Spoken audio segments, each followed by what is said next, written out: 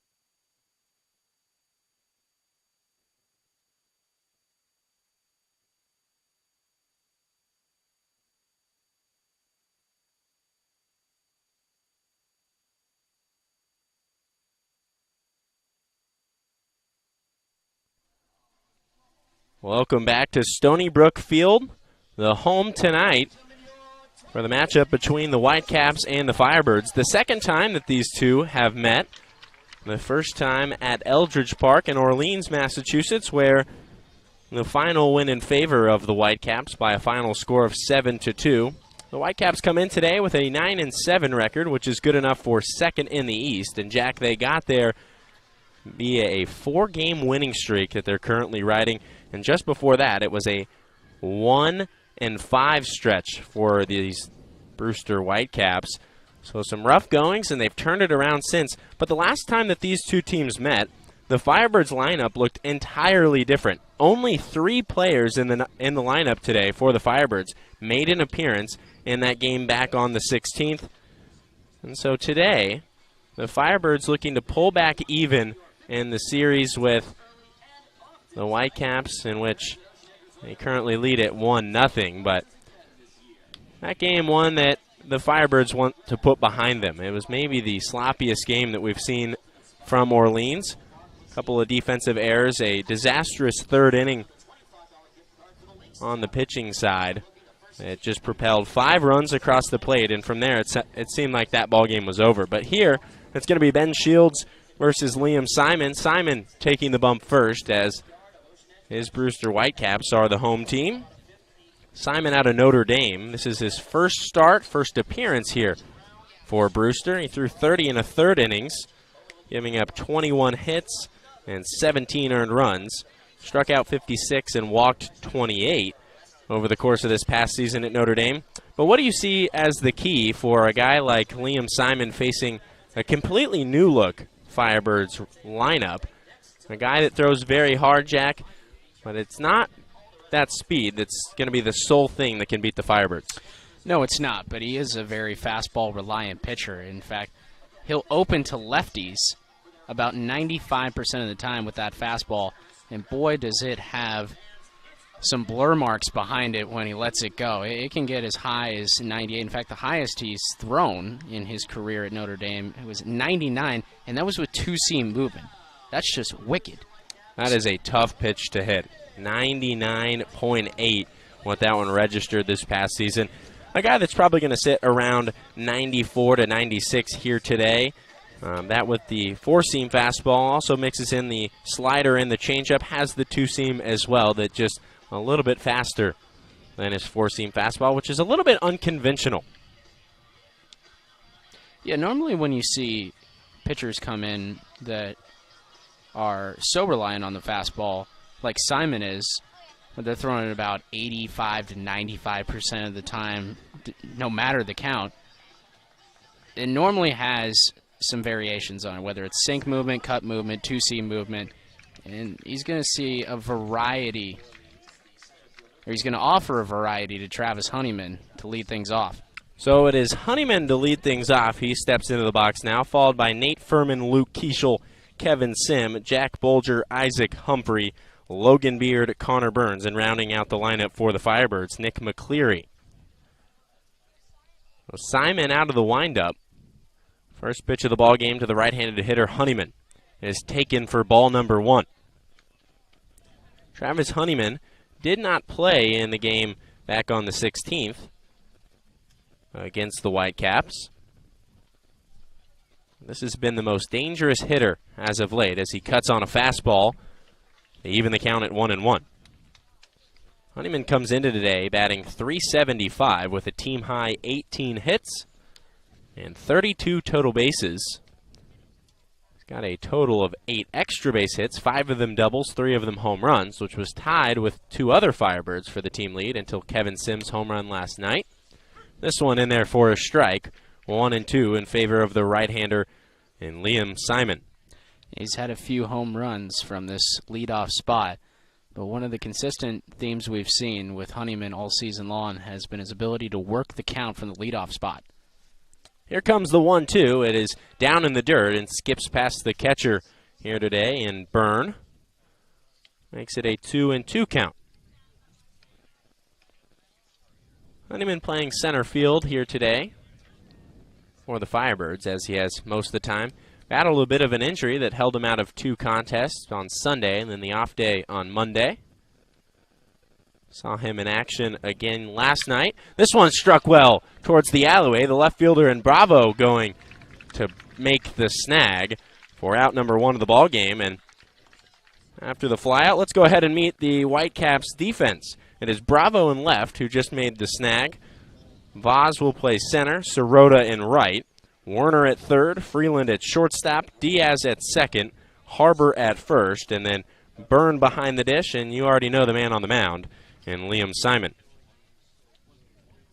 That brings up the left-handed bat of Nate Furman. Furman, the designated hitter today for the Firebirds, generally the everyday second baseman. As the first pitch ready and on its way. It is a fastball in there for strike number 1. Furman went 1 for 4 the last time these two teams met.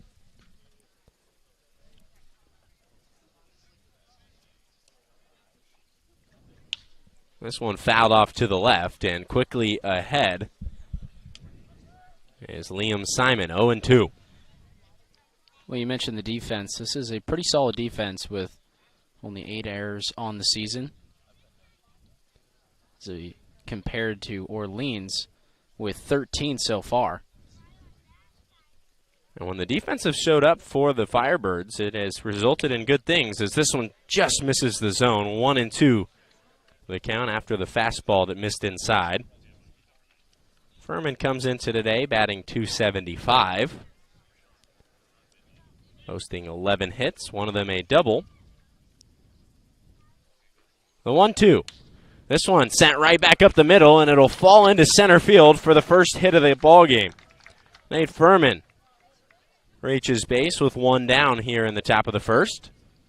I bring up Luke Keshel.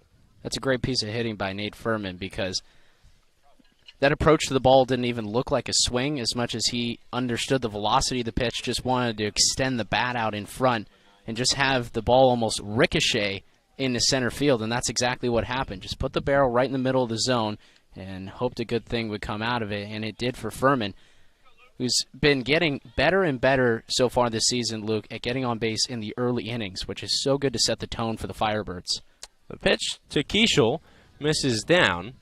And Luke Keshel is riding a hot streak, coming off a game last night against the Anglers of Chatham, where he went 3 for 4 with a pair of doubles. That raised his average to just a tick below 300 at 298. So one hit would send him over that 300 mark. The 1-0 is cut on and fouled straight back over the screen. Evens the count at 1-1. Kevin Sim stands on deck. Sim started his outing with a 2-run blast in the first inning yesterday. And those 2 runs, the first 2 of the ball game, would have been enough for the Firebirds, who ultimately won 4-0, as Simon will pick over to first. Furman back in on a dive.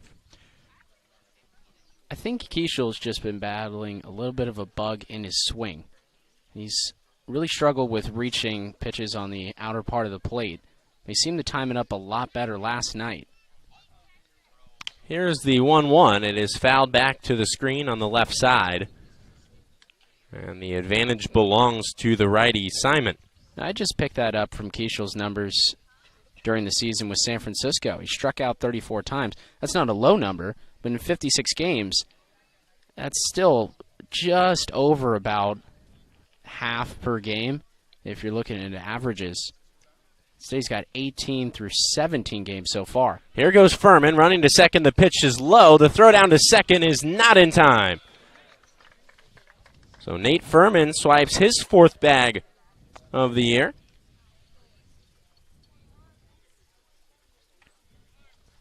And the Firebirds are in scoring position with 1 down here in the opening inning of play.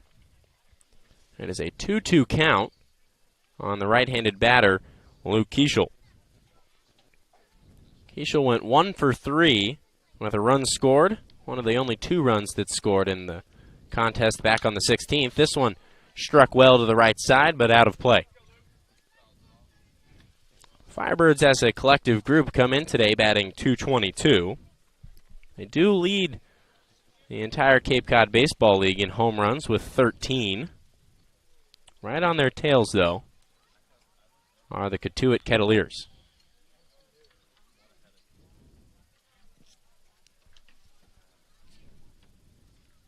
Simon ready with the 2-2. On its way. This one struck down the line. It's over the third baseman and will go down. Furman going to make the turn. He will score. Keshel on his way to second, but shuts it down and will trot back to first with a 1-out RBI single. And the Firebirds have struck first. Another mistake over the middle part of the zone to Luke Keshel. And like he has been getting on board with doing so far, is pulling balls down that left field line. So back-to-back hits for the Firebirds have manufactured the first run of the game. And we didn't see the Firebirds get on the scoreboard in the run column until the 8th inning of play back at Eldridge on the 16th, as Sim is in the box and waves at a first pitch fastball, 0-1. Sim went 0 for 4 back in that game against the Whitecaps on the 16th. As we mentioned before the game, that a 7-2 loss for the Firebirds. But they have found the scoreboard first here. Sim takes a pitch up, evening the count at 1-1. Keshel stands at first after the RBI single. And that gives Luke Keshel 4 hits in his last 5 plate appearances. The 1-1 on its way. Misses down and in with a fastball. And Kevin Sim ahead in the count, 2-1. He's trying to pinpoint that fastball. It just seems to be eluding him right now. You do have to kind of tread lightly with Sim, especially with the hot stick he's been swinging over the last couple games. That he has. The 2-1 is cut on and missed, evening the count at 2-2. Stony Brook Field here, a pretty regular-sized field, 315 straight down the left field line. It opens up to 375 just below the scoreboard in left center, 395 in dead center, and then does the exact same on the right side of the outfield wall. The 2-2 is instead a pick over to first, and Keshel is back in on a dive. Yeah, pretty extended yard in the alleyways, though. Very opposite of Eldridge Park, which has gaps that are a little more enclosed than the rest of the league. Of course, that's just because of the diamond shape of the field. So Kevin Sim looking to avoid his 18th strikeout of the season as the back pick to first. Has Keshel back in on a dive yet again. 2-2 the count. Sim facing Simon out of the stretch with a runner on base. Ready with the 2-2. Keshel will run. This one tapped to the left side, but in foul ground. So Keshel will make his way back to first. But the Firebirds here looking to get in scoring position. That may be more of a hit-and-run type situation. But we saw Furman swipe a bag that ended up giving the Firebirds a chance to score on the single from Keshel. On the season, now 14 of 22 stealing bases are the Orleans Firebirds. Well, from what we've seen so far this season, I think Kelly Nicholson is in the upper percentile. This one hit right back up the middle, but on a dive, a nice play by the shortstop Freeland. But the Firebirds have put together some beautiful-looking swings here against Simon in his opening inning of work. But Sim may have been robbed of extra bases there on an acrobatic dive from the shortstop Alex Freeland. Well, at least keeping Keshel away from getting to third base with one away. That's a huge play to keep Keshel stuffed at first. Like I said, Kelly Nicholson, he's probably in the 98th percentile in Cape Cod and sending runners in motion. Well, it's Bolger into the box. He takes strike one, a fastball, and we got the chance to talk to Jay Banfield, the mental performance coach for the Firebirds. And he said that one guy that's locked in here today is Jack Bolger, expecting him to have a nice contest. He was not on the roster the last time that the Firebirds took on the Whitecaps. He takes this one that just misses up, evens the count at 1-1.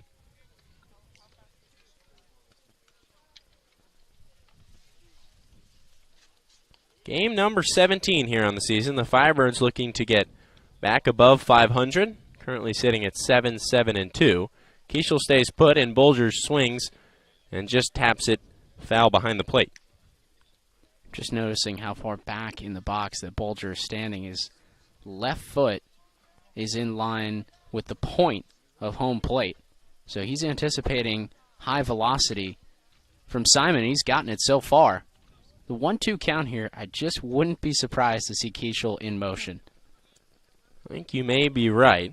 Bolger coming off an 0-for-4 day where he bounced out 3 times and flew out to right. Here comes the 1-2. Keshel stays put, and this one's fouled directly back to the screen. Reset and do the 1-2 all over again. This is a Firebirds lineup that struck out 14 times on the 16th versus Brewster. 8 of them belong to the starter in Henry Leak, who went 5 innings of 4-hit baseball. Here comes the 1-2. It misses high. Keshel started to go. Now the back pick to first is in time. It is Curtis Burns who's able to back pick Luke Keshel, who came back in sliding feet first.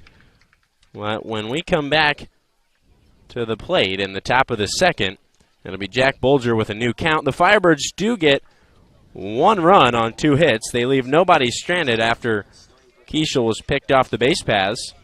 But we'll keep it right here on the Orleans Firebirds radio network as Ben Shields is out. He is 1-0 on the season through 10 innings pitched, giving up 7 hits, 2 earned runs, 3 runs in total. No home runs, 7 strikeouts, and 4 walks. And today he's going to face the Brewster Whitecaps lineup that comes in hitting .206. They have been aggressive on the base paths. And for Shields, who's only given up 7 hits through 10 innings, that hasn't been an issue against him, as we've seen throughout the season. Some of the Firebirds pitching staff has had trouble holding runners, but Shields hasn't been one of them. Well, that's certainly improved as the season has gone on. I think the main culprit for allowing runners to get in motion was Bryce Walker, and last night I saw barely anybody dare to try to run on Walker. obviously that was a masterful pitching performance where I think every facet of the game, even the little stuff like holding runners on base, Worker was on the very top of his game with. But Shields, another guy who is going to have to contend with a lineup that loves to run. We saw several pitchers have to deal with it against Katuitt, which, as we know, a team that sends about everybody in motion. Brewster not far behind. Like you mentioned, they have 21 stolen bases. They've been caught stealing 9 times. We're only about 16 games in, so that means about 2 runners try to steal per game. And to manufacture runs, especially now that you're down 1-0 in the first, I expect that's part of the formula for this Whitecaps team today. I would have to agree.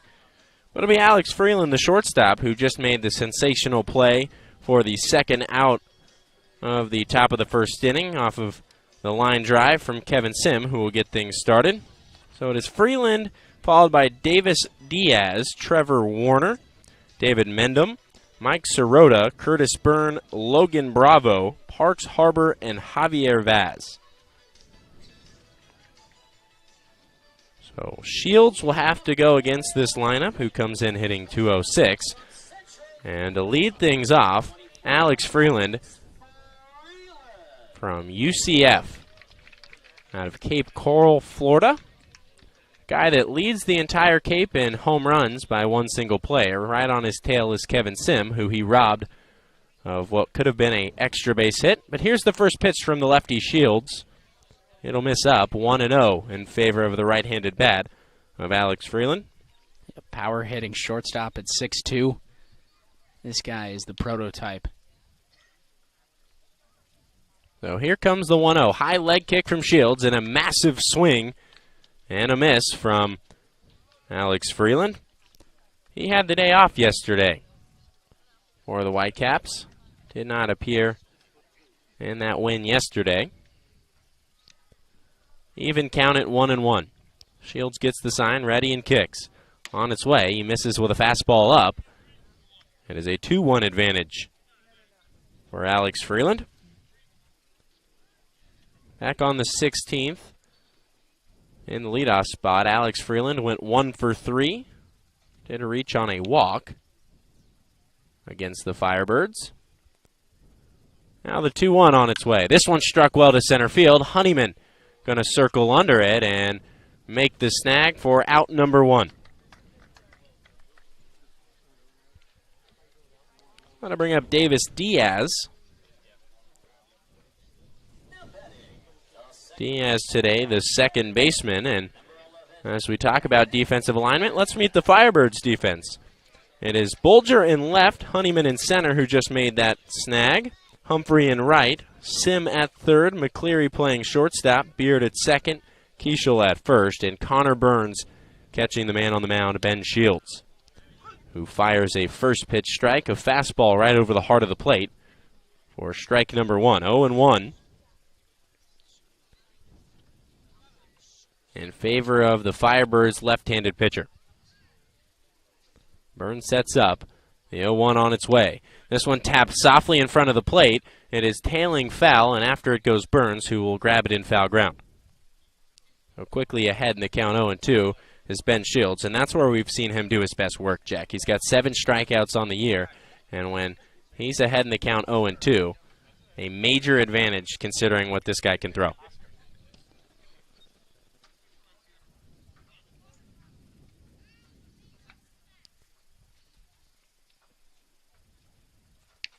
So Shields looking for his first strikeout of the game, his 8th of the season.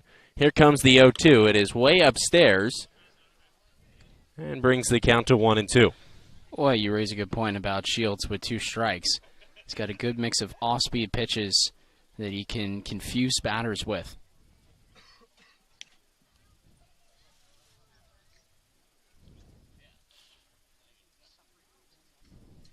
This one struck well down the third base side. It is Sim who will glove it and fire across to Keshel for out number 2.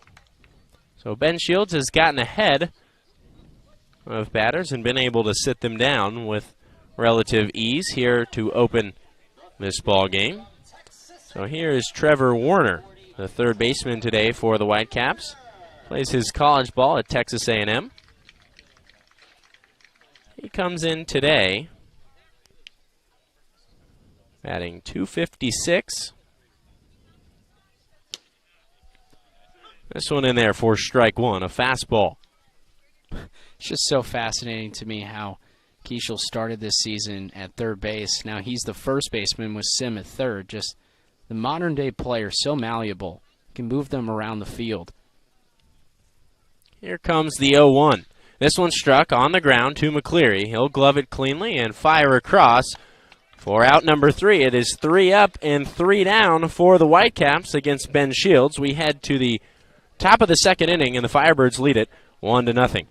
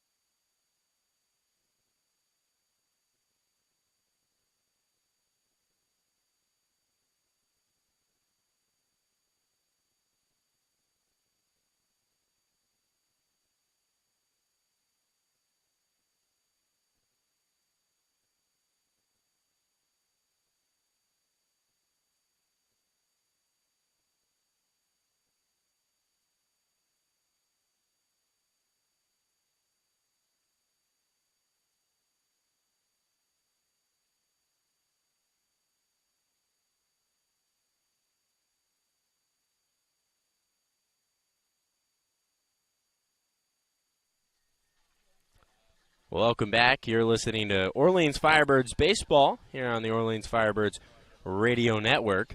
Luke Maley alongside Jack Johnson. And it is Jack Bolger who steps into the box, this time with a fresh count after Luke Keshel was backpicked by Curtis Byrne to end that first inning. So it's a fresh count for Bolger, who has seen 4 pitches off the righty in Liam Simon.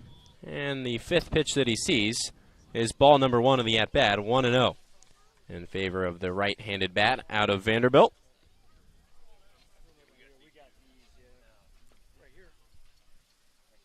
A 1-0 skips to the backstop, a fastball.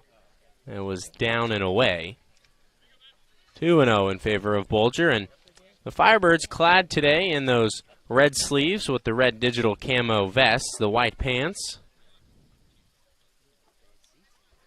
The 2-0 is taken, ball 3. Well, this is even more of an advantage for Bolger because of the way that the previous inning ended. He's seen more than 3 pitches, now sits in a very hitter-friendly count. Feels like a second at-bat as he's going to start off this second inning with a 4-pitch walk. So Jack Bolger able to reach. That brings up the left-handed stick of Isaac Humphrey. This is the stretch of the lineup that the Whitecaps have not seen. Travis Honeyman didn't play in that game back on the 16th. Furman, Keshel, and Sim did. But from Bolger on, all either new members here for the Firebirds or players that did not play against Brewster. So as this one misses for a 5th straight ball in the inning, Curtis Byrne wants to go out and speak with his righty in Liam Simon. Isaac Humphrey ahead in the count, 1-0 after the 4-pitch walk to Jack Bolger.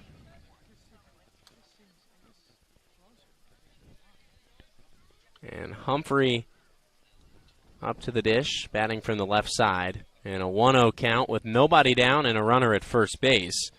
Right behind him is counterpart from Louisville and Logan Beard. This one in there for a strike. So the message from Curtis Byrne pays off and evens the count at 1-1. Looked like much more of a calm delivery from Simon. Been a little bit erratic to start the second inning.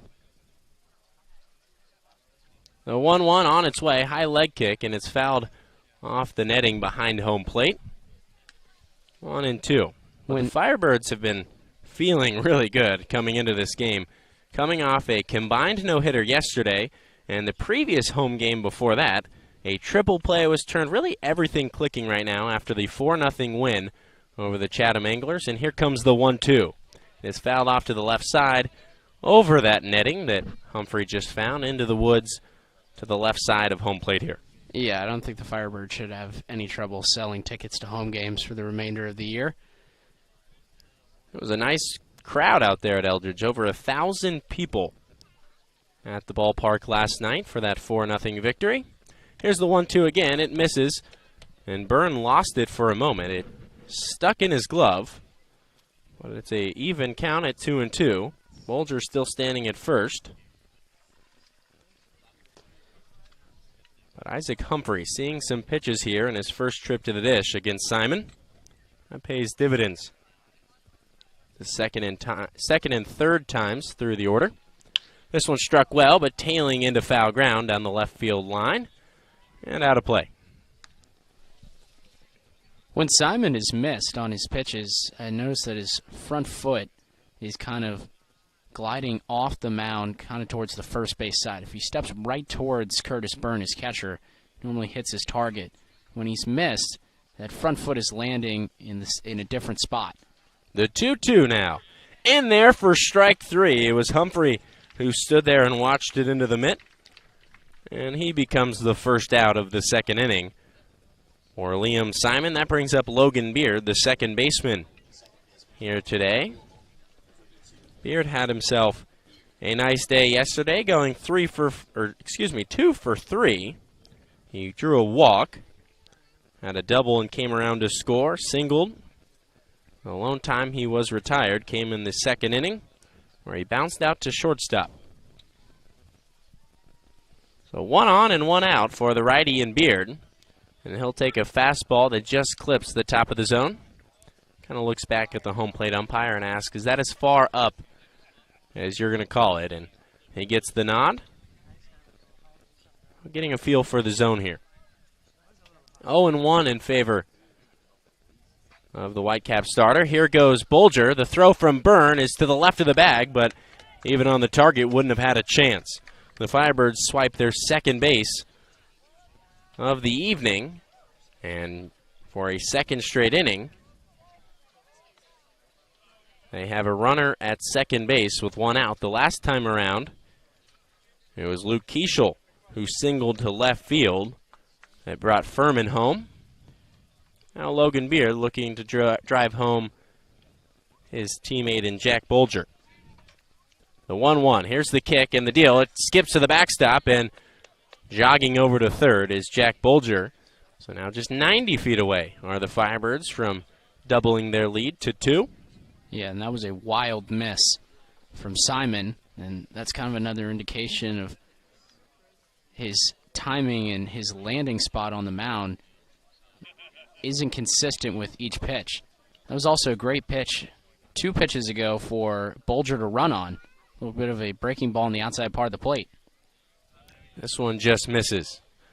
Make it a 3-1 count in favor of Logan Beard. Also, Logan Beard understands the zone a little bit better now. He continues to go over and check with the home plate umpire. We saw a strike called at the very high part of the strike zone, but the low balls have not been called strikes so far.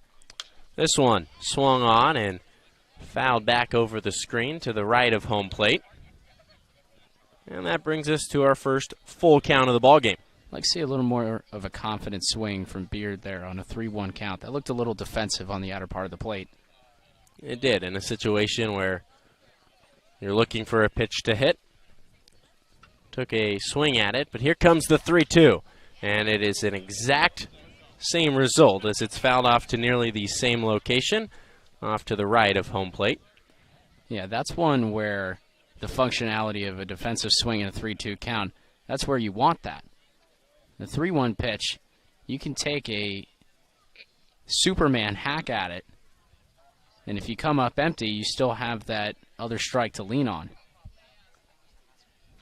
Oh, here comes the 3-2 again. This one grounded back up the middle. It is good enough to score the run. The throw to first is in time for the out, but Logan Beard bounces out to shortstop. And it is a productive out that scores Jack Bolger from third. So the Firebirds have manufactured a run here in the second inning without any hits. It was the leadoff walk for Bolger. And then second base, Bolger stole and then moved up to third on the wild pitch. So the Firebirds finding a different way to do it here. That brings up Conor Burns, the catcher here today, who takes ball number 1. Burns just 1 hit in 14 trips to the plate. And that 1 hit, Jack, came against the Whitey Red Sox. It was a slider down and away in which he pulled over the left field wall for a solo home run. Yeah, he crushed that pitch. He'll take another fastball that evens the count at 1-1. You think about so many prospects come to Cape Cod looking to fine-tune a couple aspects of their game. Burns looking to find this part of his game at the plate. He's got the defensive part down behind the dish as he takes one way over his head for ball number 2. Well, it's just super rare for someone who had a 162 average during the regular season to find their way out to this league. Normally, the top echelon of guys in collegiate baseball make it here. The 2-1 is cut on and missed, evens at 2-2. But to your point, Jack, that speaks to the prowess that he presents behind the plate as a catcher. One of 3 finalists for the ABCA Rawlings Gold Glove Award at the Division I level. Didn't end up winning it, as he cuts on a fastball, and that'll end the inning. 2 strikeouts in the inning for Liam Simon. The strikeout to Burns ends the second frame of work, but the leadoff walk from Jack Bolger comes around to score, and the Firebirds extend their lead to 2. We'll keep it right here on the Orleans Firebirds radio network. But talk to me about this Firebirds offense. It has been a struggle throughout the season at times to score runs. They get on base, but it's been tough for them to move runners over and have those productive outs. They come off a 4-0 win against Chatham at home last night, and then here today, in the first and second innings, have both scored, courtesy of 2 hits in that first inning, and then this time around, a leadoff walk.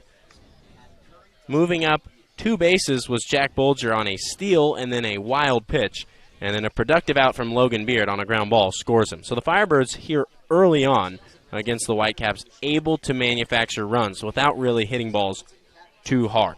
Yeah, there's many different avenues to the same destination for the Firebirds, and ultimately this offense just wants to score runs. I don't think they really care how they get them. Now, the most exciting way to do it is hit 7 home runs and everyone jogs around the bases and you steal every base and every hit is a double or a triple. That was kind of the Chatham game, with the amount of extra base hits that the team had, that 2-run homer by Kevin Sim. But today, if the Firebirds are just going to manufacture their runs and nickel and dime their way to a victory, I think they'll take that as well. Let's go visit with a third member of our team, Kevin McNulty, the first time we hear from our sideline reporter today. Yeah, thanks, Jack. And Firebirds off to a good start. 1 run in each of the first 2 innings. Ben Shields on the mound. You know, field manager Kelly Nicholson is often a man of many words. Today, when I talked to him pregame, he was a man of very few. I asked him what his pregame thoughts were, and he said, play like last night. A pretty simple request from Kelly Nicholson. Of course, last night was the 4-0 win and a no-hitter for the Birds. So we'll see if they can play like last night. Jack and Luke. So Shields back out as this one struck well to left center field. Both outfielders in pursuit. It's going to fall and 2-hop the fence. Around first is Mendenham. And into second base standing up with a leadoff double here. So the first runner to reach base here in this ballgame, and the first hit given up by the Firebird staff in quite some time, considering last night's contest went 9 innings without Chatham being able to notch a hit against these Orleans pitchers. Yeah, you have to go all the way back, believe it or not, to the 5th inning against Katuitt on Tuesday, Luke, and that was a solo home run by Tyler Johnson. Since then, the Firebirds have pitched nothing but hitless innings and have allowed just 1 run in that stretch. Well, a runner in scoring position here with nobody out. It's Mendenham after the double. So here's Mike Sirota. The first pitch to Sirota from Shields misses down, 1-0. Mike Sirota back in right field as he was in the game back on the 16th at Eldridge Park. He went 0 for 4 in that ball game. He went 0 for 2 last night, but did draw 2 walks. He scored a run and drove in 1 for the Whitecaps. He's got an RBI chance here. The 1-0 on its way is taken for strike number 1, evens the count at 1-1.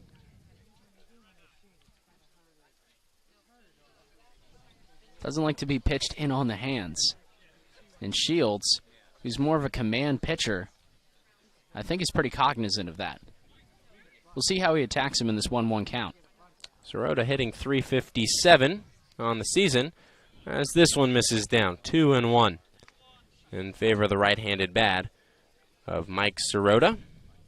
Sirota here on a temporary contract, primarily a shortstop and outfielder, playing right field today. Spent his freshman season at Northeastern this spring. Here comes the 2-1. Misses in the dirt. It's blocked by Burns. So Mendenham going to have to stay put at second base, but it is a 3-1 advantage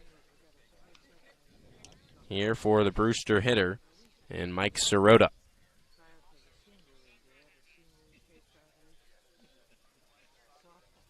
You have to tread lightly here in this 3-1 count.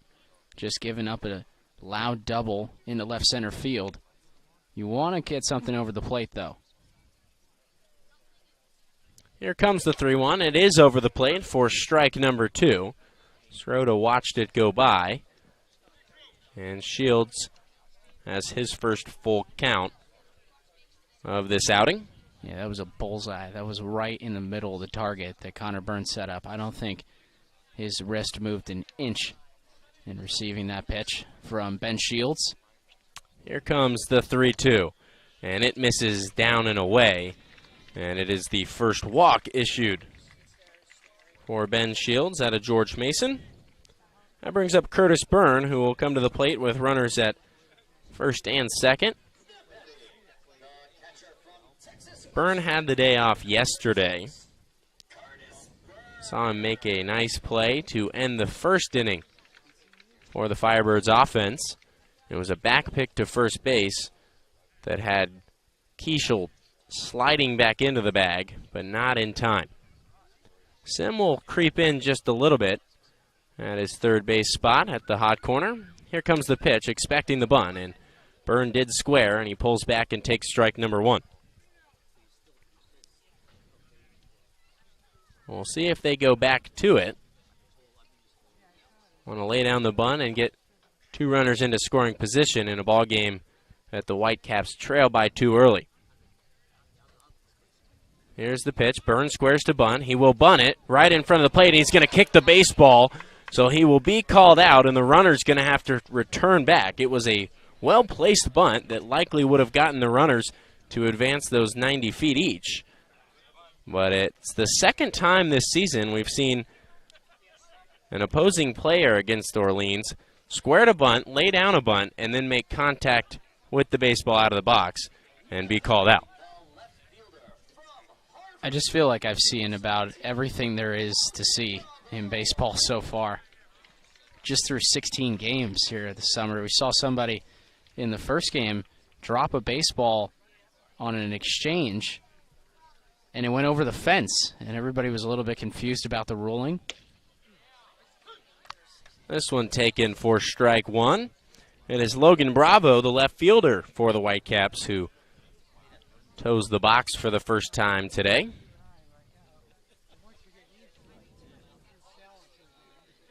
Beautiful 75-degree day here in Brewster, Massachusetts.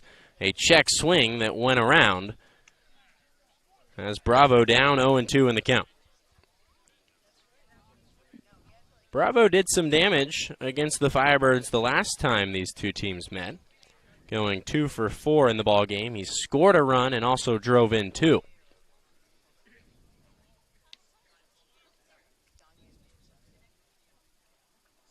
Shields checks the runner at second in Mendenham, and will throw that leg kick and miss low with the pitch, 1-2. Parks Harbor stands on deck with 1 down and 2 on here.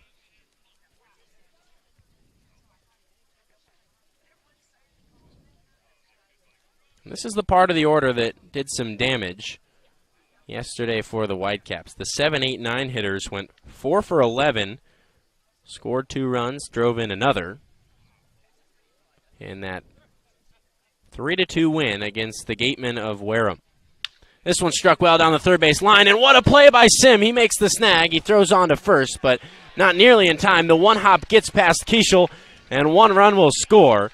So Sim makes a masterful play in the field with the leather, and then makes an ill-advised throw over to first base, which Keshel was unable to dig out of the dirt, and it manufactures a run here for the Whitecaps, and they'll have first and third with 1 down, and now just trail 2-1. It almost kind of looked like Luke Keshel was looking at Kevin Sim as he got up to throw, and was just like, don't throw it, man. You know, you might rush the throw, you might throw it wild, and Keshel probably stayed as loyal to the bag as he could have been in that situation. He never bailed on the out, but there came a time where he probably wasn't going to be able to make that play. So the leadoff double by David Mendenham has him coming around to score the first run for the Whitecaps. They have first and third with 1 down here against Shields.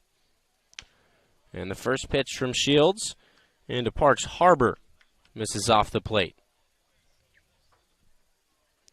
Harbor, yesterday's game, went 1 for 4, scored 1 run, struck out twice, but did get on and find a way to come around and score. That was the difference in the ballgame. Shields will pick over to first, and the runner back in safely. Logan Bravo just took a step back to the bag. It was a lackadaisical pickoff move from Shields, but we've seen the Firebirds staff do that a couple times and then come back with a quick one. Instead, it's to the plate. This one struck well to right center field. Honeyman ranging over to make the play. It should be deep enough to score the runner from third. The throw goes to second base, and the Whitecaps have tied this ball game at 2. Mike Sirota comes down and scores the second run of the game on the sac fly by Parks Harbor. Brings up the 9-hole hitter.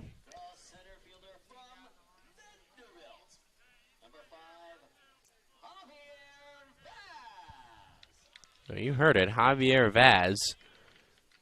And his left-handed stick will come to the plate. Went 2 for 4 yesterday. Was not on the roster the first time these two teams met. But we've got a new ball game here. 2-2, locked in the bottom of the second. Shields will pick back over to first. But unfooled was Logan Bravo.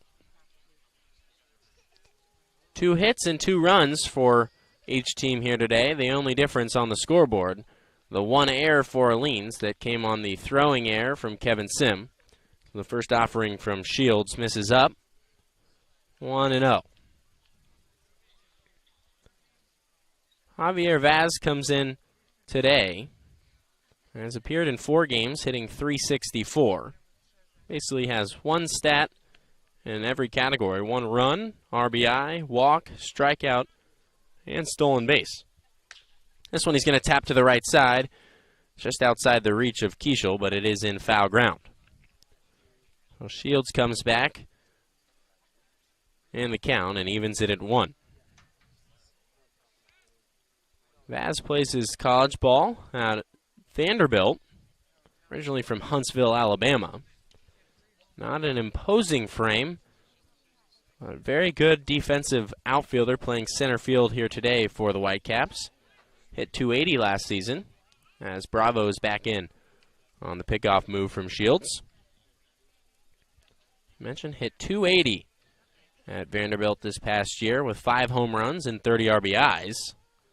So a guy that's got a lot of pop for a 5'9", 151-pound frame. Another pickoff move to first. Bravo took one step towards the second base bag and then kind of had to hustle back to first in time. A 1-1. Ready with the pitch. This one struck well to right center field. Humphrey going to be able to chase it down and put a glove on it. And that does it for the second inning here at Stony Brook Field. But the Whitecaps get 2 runs on just 1 hit. They do leave one stranded. And as we head to the top of the third, we are all notched at 2.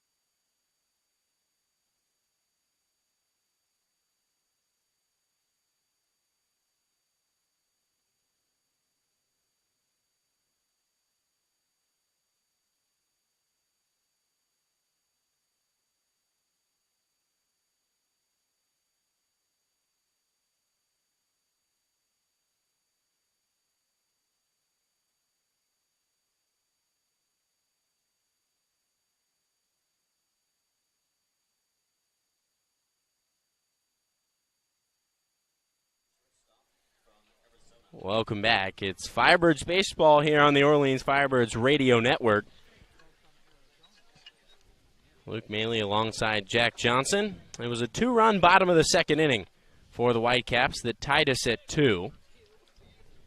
It's Nick McCleary, the 9-hole hitter and shortstop today for the Firebirds, who will get things started here in the third. Liam Simon out for his third inning of work. The first pitch on its way and is in there for strike 1. McCleary watched the fastball go right by.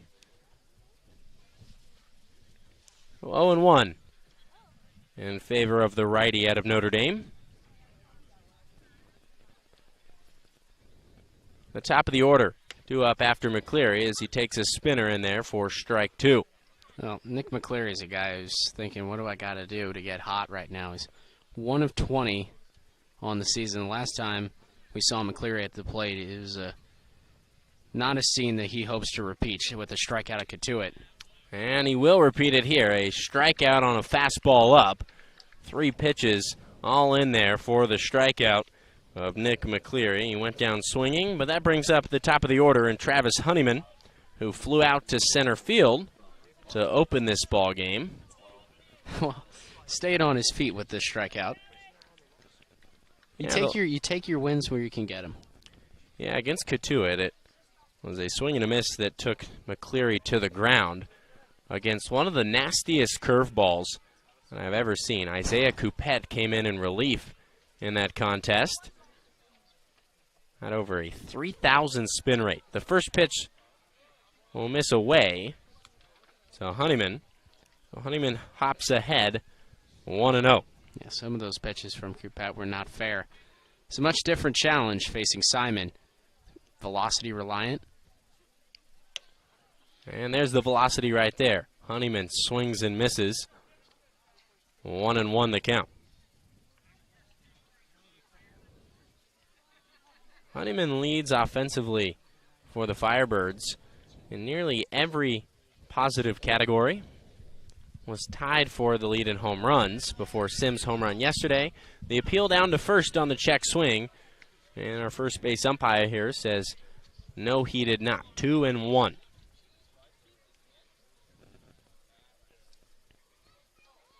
Honeyman sports a .446 on-base percentage, hitting from the leadoff spot in Coach Kelly Nicholson's lineup. Here comes the 2-1, and it just misses. Honeyman in a true hitter's count here against Liam Simon. Firebirds have manufactured 1 run in each inning to this point. Here comes the 3-1. Struck well, but right at the third baseman on the ground, Werner. He fields and throws in time for out number 2. So the Firebirds looking to avoid their first 1-2-3 inning. It'll be Nate Furman, who singled with 1 out in the first and then was driven in on a Luke Keshel single. Made it to first base with a base hit and then swiped second base, which put him in scoring position. And Luke Keshel's hit to left field brought him around to score. That opened the scoring in this one. Now back to a tie ball game at 2-2. First offering from Simon misses. 1-0.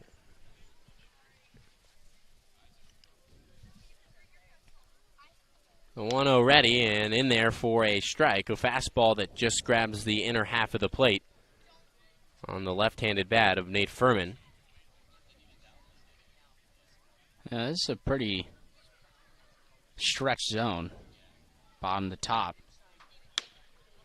Fastball misses above Furman's head. Make it 2-1. And Nate Furman came into today hitting .275. That average jumping after the single in the first inning.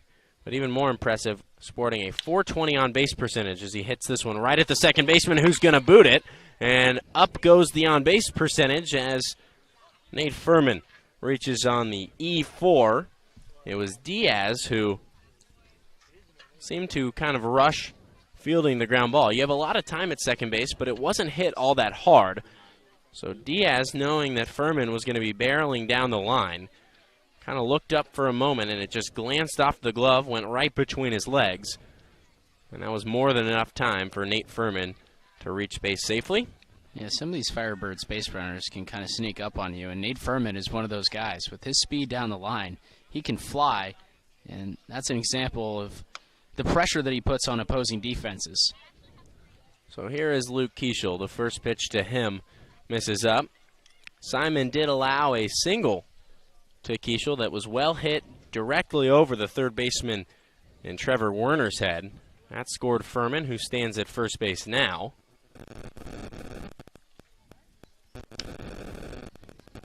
This one fouled back and out of play.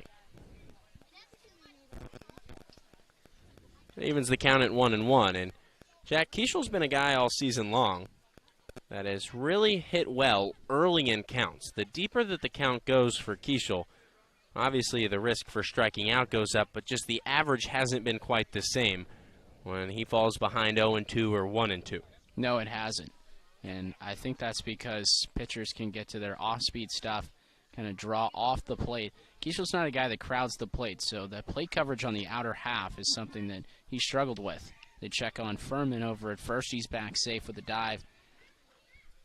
But when they pitch Keshel inside, when they make the mistake of pitching Keshel inside, he has the ability to tug the hands in and turn on a pitch better than I've seen a lot of batters in Cape Cod this summer. The 1-1 is going to get Keshel on the arm. And the Firebirds have 2 on here with 2 down in the top portion of the third inning for none other than Kevin Sim, who just so happens to be the home run leader for the Firebirds. He's got 4 of them. He's chasing the shortstop right now in Alex Freeland for the Whitecaps for the overall lead in the Cape. Well, he did say you could see a lot of home runs off the bat this summer, and Torreira has thus far delivered on that promise. He's got 4 through 16. You just extrapolate that out to like a minor league season or a collegiate baseball season. Those numbers, they could be astronomical. That they could. 0-1 after the fastball catches the plate. Sim watched it go by. First time up, Kevin Sim hit one really hard on a line, but a acrobatic play on a dive by the shortstop Freeland retired Sim for the second out of the first inning. Pitch misses up and in. Make it 1-2, or 1-1 rather, on the right-handed hitting Kevin Sim. This one struck well into the alleyway, and standing in that left center field gap was Logan Bravo, who takes 2 steps to his right and secures the catch for the last out of the inning. The Firebirds do leave 2 stranded. They don't notch any hits, nor do they cross any runs across the plate for the first time today. But we head to the bottom of the third, still a 2-2 ball game here at Stony Brook Field. We'll step aside here on the Orleans Firebirds radio network.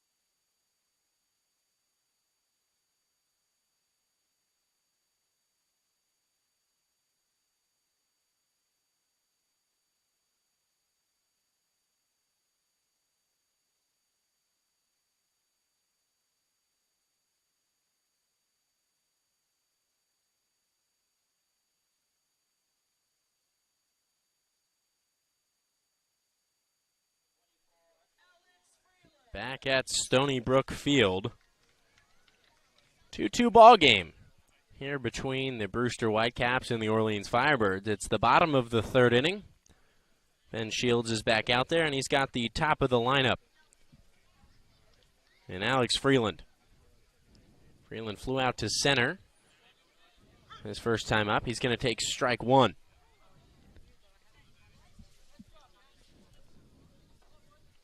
It was a 1-2-3 inning in the first frame for Ben Shields. The second frame caused a little bit of issue. A leadoff double and then a walk. Both came around to score as this one is taken and was a curveball that missed up. Evens the count at 1-1. Yeah, Shields a little bit fortunate. That was a bit of a hanger. Don't want to leave anything too enticing in the zone to Freeland. This is the leader in home runs here in the CCBL with 5. Takes ball 2, make it 2-1.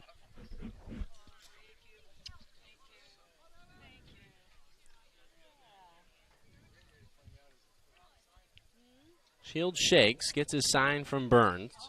Here comes the 2-1. It is popped straight up, and Burns will locate it. Throws the mask and will make the grab for the first out of the inning. And that is textbook from your catcher. A lot of catchers immediately pop up, Jack, and they'll toss that mask immediately. Burns held on to it until he located the ball and knew he was going to make the play in a certain vicinity, and then chucked the mask off to his right. And the reason that he does that is for the sole purpose of, you know, you throw it, the ball tails back, and then you step on it, trip over it, and the ball lands foul, or if you're making a play in fair territory, then lands for a base hit, and everyone's going to point and laugh. So Conor Burns, the textbook play on the foul out off the bat of Alex Freeland. First pitch to Davis Diaz will miss.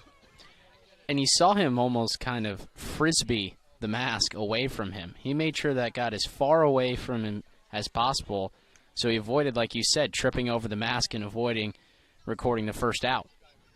Said it is the first out, and the second pitch of the AB misses in the dirt. It's gloved by Burns, but Diaz ahead in the count, 2-0.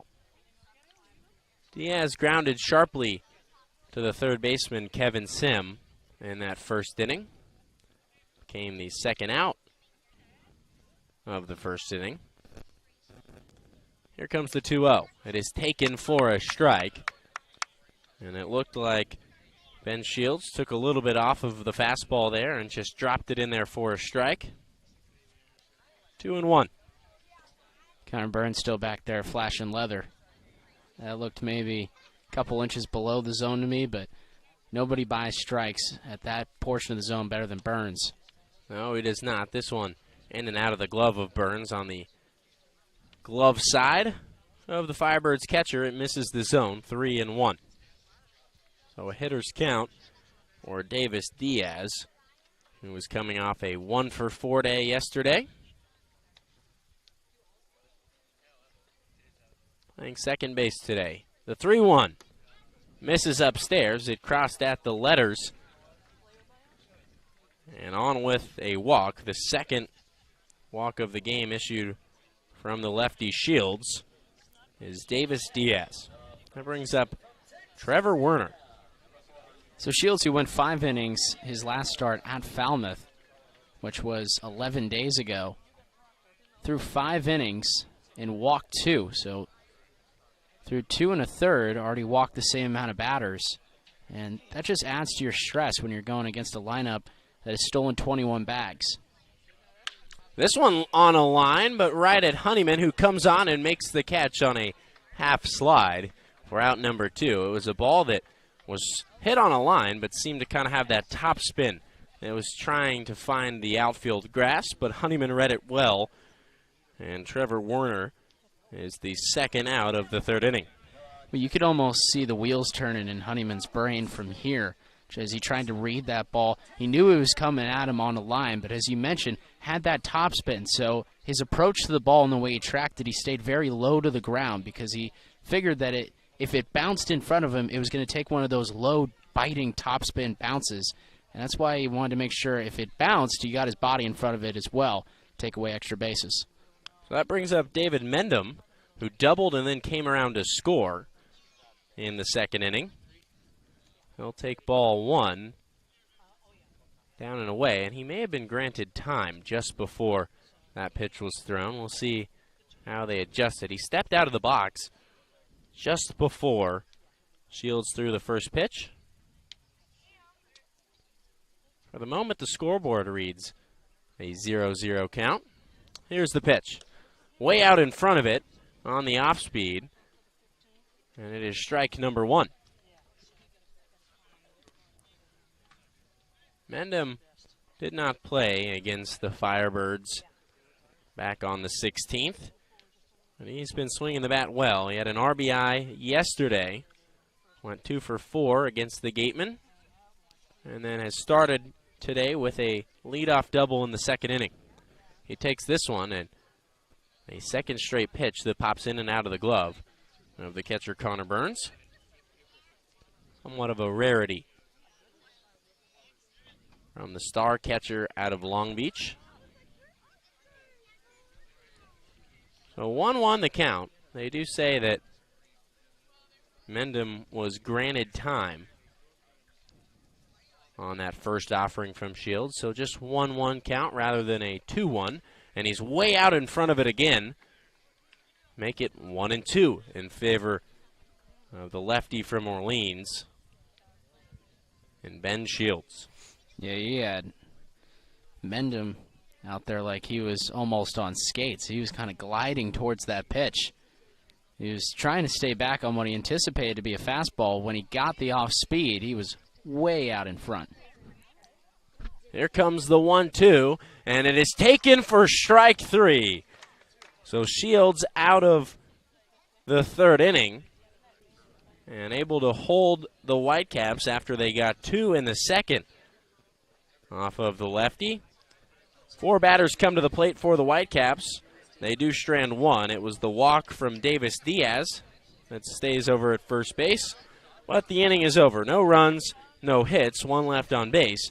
We head to the top of the 4th with a 2-2 game here at Stony Brook Field. We'll step aside here on the Orleans Firebirds radio network, and when we come back, my partner, Jack Johnson, will be on the play-by-play.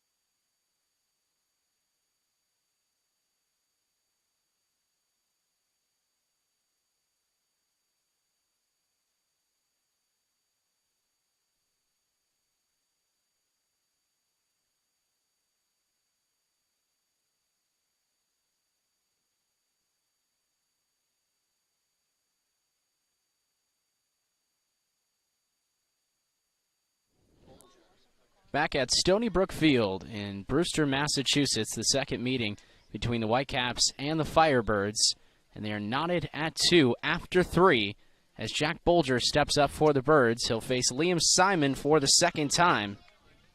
First time up, he walked, stole a bag, and then came all the way around to score. After a pass ball granted him third base, and a Logan Beard fielder's choice ground out got him home. Now he swings at the pitch, sends it in the air, but this is going to drift out of play. Down the first base side, the count moves to 1-1. Liam Simon so far has allowed 2 runs in the game. Gave up a single to Furman and a long single to Luke Keshel in the first. Then Bolger walked around and scored in the second. 1-1, and that drags outside. Bolger ahead in the count. On deck for the Firebirds is Isaac Humphrey. Logan Beard, batting 7th, will be third up. In action is Simon from the windup, and he fires way upstairs and misses 3-1. Well, and Jack, Bolger was at the plate when Keshel was thrown out in that first inning that ended the inning. So when he came up a new count, his last plate appearance, a 4-pitch walk. This one is going to get a 5-pitch walk. And there it is, the 5-pitch walk to Jack Bolger, who has gotten the best of Liam Simon his first 2 times at the plate.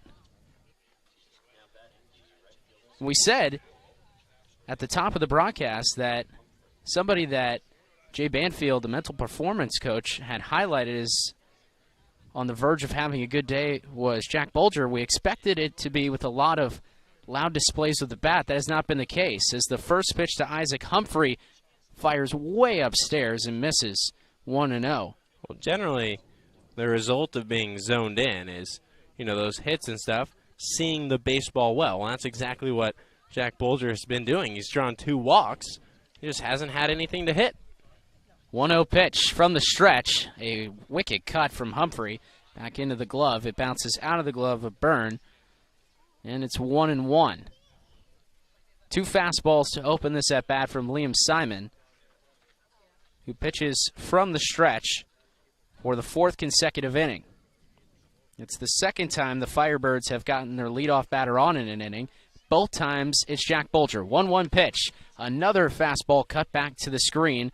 The bat of Humphrey just missed the last 2 pitches.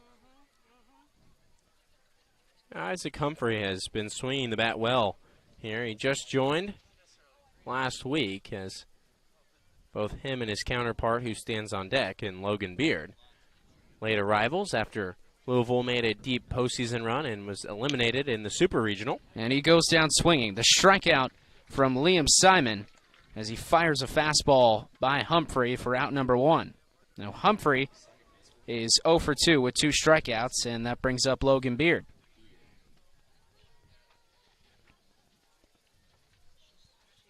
Firebirds 2, Whitecaps 2. Both teams with a pair of hits and also an error, each belonging to their name. Beard in for the second time. Holds one of the RBIs for the Firebirds. In the first pitch, another fastball, high of the zone, 1-0.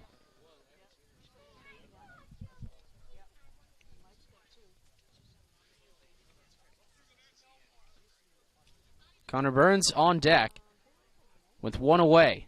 Bolger has stolen a base already. He's 2 for 2 on stolen bags. Pitch from Simon, another one in on the chest as leaning back is Bolger, and it's ball 2.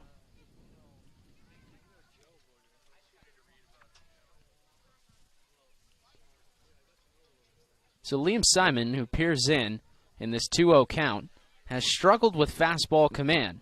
As he changed off that pitch that he features so frequently, he checks on Bolger at first, who's back with a step. And now we're going to get a mound visit between the catcher Curtis Byrne and Liam Simon. And the last time that Curtis Byrne paid his righty a visit, it was after the 4-pitch walk of Jack Bolger in that second inning. And then he fell behind with a first pitch ball to Isaac Humphrey. After that, Byrne went out and talked to the righty, and that resulted in a complete shift from Liam Simon. He was able to strike out Humphrey, and a ground ball from Beard, who stands at the dish, brought home Jack Bolger. Well, he has 4 strikeouts on the afternoon already. Here's the 2-0 pitch from the stretch. It's in there for a strike. Looks like he traded speed for accuracy on that pitch as it hit the middle of the zone. I'd assume that the conversation there went a little bit like, hey, let's settle in. We're going to find the zone. Do whatever you have to do to get this one across the plate. This skips by Byrne. Advancing to second goes Bolger. There will be no plays. Byrne's back to retrieve it. And the count goes to 3-1. So whatever the message was, Luke, it worked for 1 pitch. But that has been the wild miss from Simon so far today. He's buzzed the tower a few times to righties, but he's also skipped balls on the other side of the plate several times. Yeah, he's had some control issues here, but Bolger's running. Here's the throw down to third. Bolger head first dive. He's safe.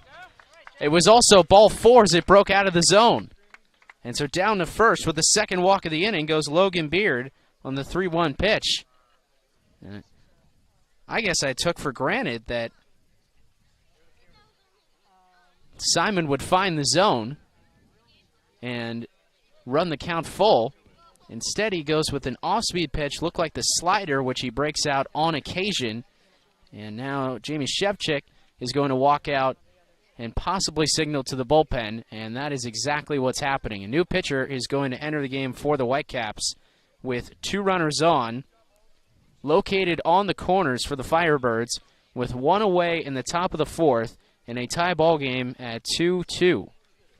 Well, I'm hoping here that I maybe accidentally manifested something, because as Bolger pulled into third base there, and I went to make the mark on my score sheet that he had pulled into third, for some reason I had already filled out that he came around to score. And so he did so after walking in the second.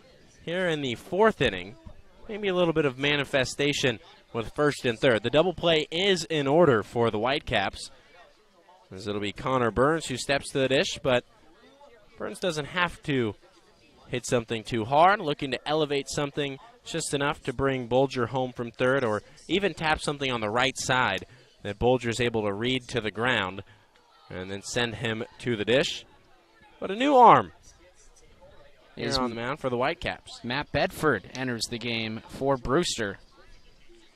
Firebirds have not seen Bedford this season.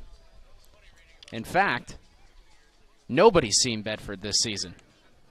This is his first appearance with the Whitecaps out of Notre Dame. So two Irish pitchers so far today, Luke. Exactly.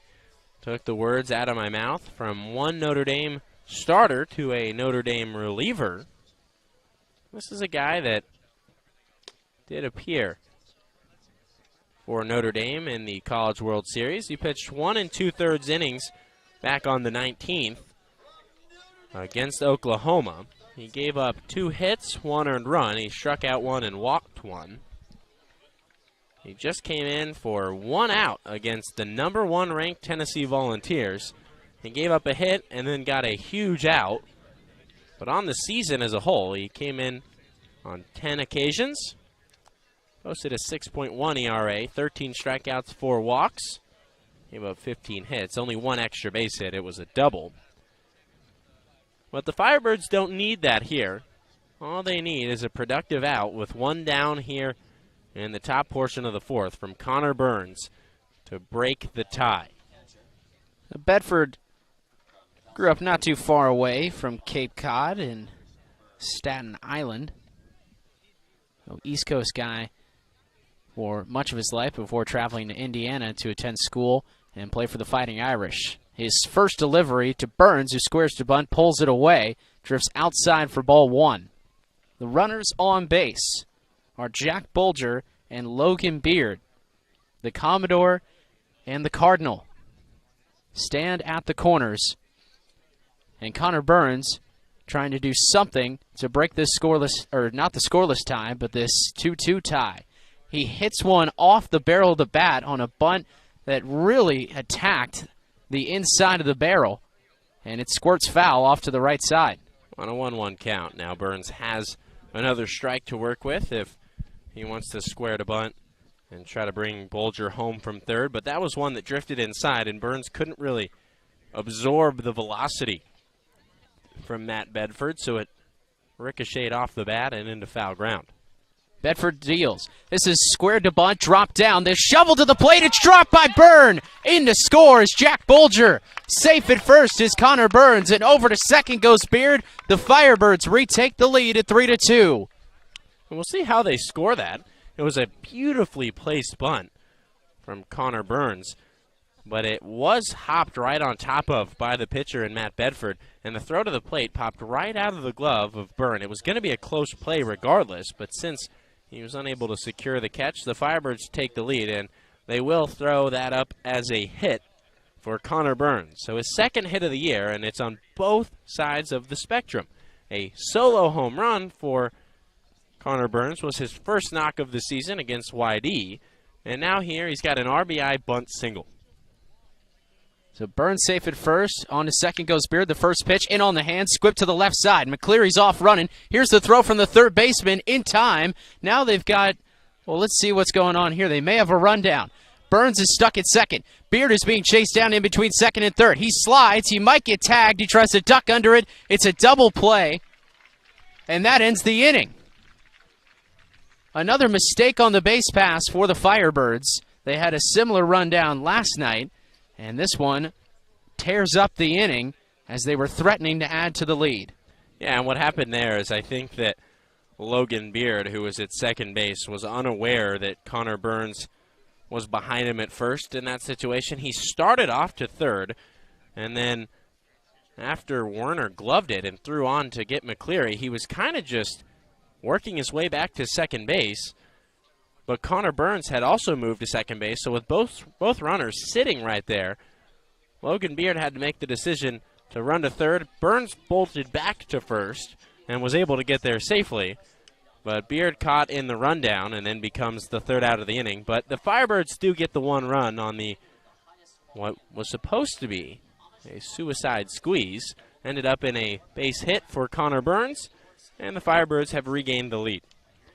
Well, everything corrects itself in the grand scheme of things and levels out. The Firebirds do get that tie-breaking run in the top of the fourth. They have taken a 3-2 advantage, but no hits recorded in the inning or no errors. It's just going to be a simple sacrifice bunt, I guess, that is going to be charged to Burns, although he was safe at first.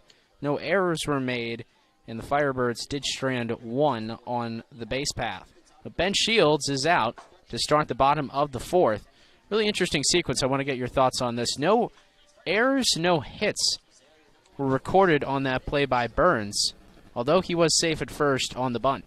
Well, they momentarily put up that third hit for the Firebirds in this ball game, but have since removed it. But an error hasn't been added. I have it scored in my book.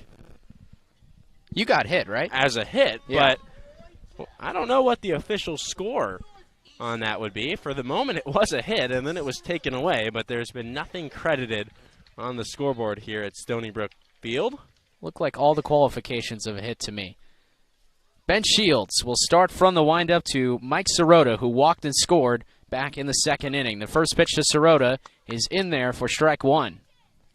Shields so far today has been dominant in the first and close to dominant in the third. It was the second inning where things momentarily fell apart for Shields and those 2 runs crossed. Here's the 0-1, way up and out of the zone, counts even. And just kind of going back to that moment there that ended the inning for the Firebirds, how unfortunate for Nick McCleary, who had a productive out, which would have been the second out of the inning, but he just can't buy a break as he ends up bouncing into the inning-ending double play.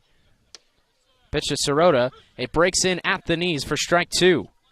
Nice winding pitch from Shields. Sirota behind to the count 1-2. And the pitch. Way up and out of the zone, 2-2. Now Burns is going to step in front of the plate. And he's going to just acknowledge and encourage his pitcher. He is a master of nonverbal communication as he gives the fist bump here before the 2-2. Even count, and now in action is Shields. Here's the pitch. Offered at and skied out of play. Off to the right side. That's so key as a catcher to communicate with your pitcher non-verbally. You can't just sit there yelling stuff across the diamond. Just that non-verbal encouragement is so big for pitchers, and the way that Conor Burns does it is not matched by anyone that I've seen. 2-2. We try it again. Shields' delivery skips in to the right side of the plate, and the count is full. That might be the nastiest pitch that Shields has thrown today. It almost had Sirota swinging, but he was able to hold it back. But it had some bite to it as it broke late and then hit the top of the plate. So the great nephew of Whitey Ford, ready for the 3-2 pitch from Shields. He spears it to the right side. Sim's got it. He gloves it, and it's a catch. Sim picks it off the earth before it can bounce. And the first out of the inning, a nifty play by the Firebirds' third baseman. Yeah, and Kevin Sim early in the year was playing only first base. And we'll see a little bit of him at both corners on the defensive side for Kelly Nicholson. But he looks very comfortable at third base. That's his natural position. At first base, a little bit uncomfortable at times has been Sim, but he's made some nice plays over there as well. But really coming into form defensively is Kevin Sim. First offering from Shields is in there for a strike at the knees to Curtis Byrne, who had a great bunt in the second inning, trying to advance the runners, and then kicked it as he was running up the line to erase himself off the base pass. Swing and a miss at the 0-1 pitch in the dirt. And a great sequence to start from Shields. Curtis Burns going to take his time here. Sometimes it can be a little bit overwhelming to go down 0-2 that quickly. Going to settle himself in, adjust his mindset. Here's the 0-2 pitch from Shields. It bites inside. Getting out of the way is Burns. And the count goes to 1-2. And that's exactly where Conor Burns wanted that pitch. He set up on the inner half of the plate, and if your pitcher's going to miss, you tell them time and time again, miss to the spot. And that's exactly what Shields did. 1-2 pitch. Just outside from Shields. And it's 2-2. So Curtis Byrne, who returns to the Whitecaps, defending his title from last season in the Cape Cod Summer League. was 5 for 15 with 3 RBIs in the playoffs for Brewster. The everyday catcher during that postseason. Here's the 2-2. Got him! Swing and a miss from Burns on the off-speed from Shields. Ben Shields has recorded another strikeout. Just 2 strikeouts for Ben Shields, but he's been very efficient with his pitches. And this is the second straight day that a Orleans Firebird pitcher has come out and just been dominant, other than the second inning where Shields gave up the leadoff double and then followed it up with a walk, and those 2 came around to score. He's been on top of his game. First pitch inside to Logan Bravo. The lanky and very tall left fielder for the Whitecaps today. Ahead in the count 1-0. Shields from the windup and the pitch. It skips in, ball 2. Ben Shields, who has allowed just 9 hits on the season. And Luke, 5 of them have gone as doubles. That's got to drive you crazy. Gap finders. Got to hit it hard in order to get a knock off of Ben Shields. 2-0 pitch at the knees for a strike. So Shields enters the count. It's 2-1. As I'm looking over my sheet, I may have found the mystery behind the 3rd hit for Orleans. They only have 2 on the board, but so does Brewster. And on my stat sheet, they only have 1. Just the double. 2-1 pitch from Shields off the plate. So Bravo is in the driver's seat at 3-1. Trying to get something going for the Whitecaps with 2 outs here in the bottom of the 4th. In a game they trail 3-2. And you're right, Luke, that's the only hit I have as well. Pair of walks and a sac fly. Here's the 3-1 to Bravo, and that's low. So 5-pitch walk to Logan Bravo, puts a runner on with 2 outs. And I'm almost wondering if they called the error that was on the throw from Kevin Sim the last time that Logan Bravo was up. I'm wondering if they signaled that as a hit and then added the throwing error as the first error.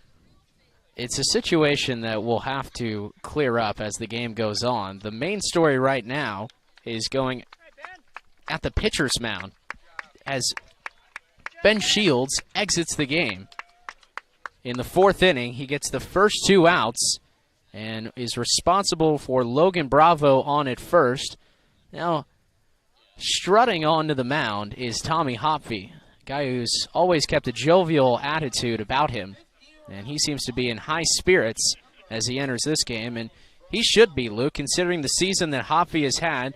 He's a 2-way player, but he's really kind of made his mark on the mound as a pitcher. He's been at times unhittable, and even at his worst, he's limited a lot of his mistakes. Well, against Katuitt, he went through the order entirely without allowing a base runner.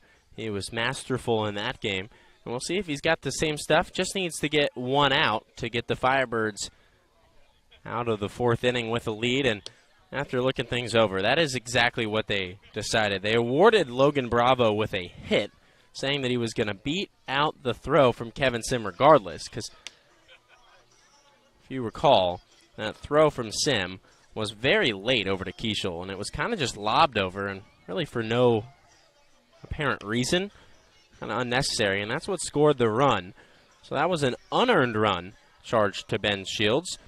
But his final line for the lefty out of George Mason, 3 2/3 innings pitched, 2 hits, 2 runs, 1 of them earned, 2 walks and 2 strikeouts. So another nice day for the starter for Orleans, and he exits the ball game with a 3-2 lead. He does hold responsibility for Logan Bravo after walking him. But if Hopfey shows anything like he has throughout the season, more than likely the final line for Shields will stand as exiting with a lead. So Tommy Hopfey enters the game,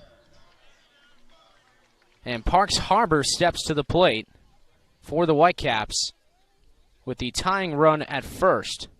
in Logan Bravo.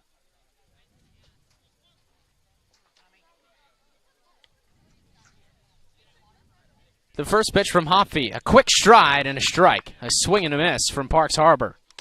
And that quick stride that you mentioned, a little bit of a quick pitch on the slide step from Hopfey, and it kind of had the batter and Harbor off balance. 0-1, another slide step, and that pitch drifts up and in.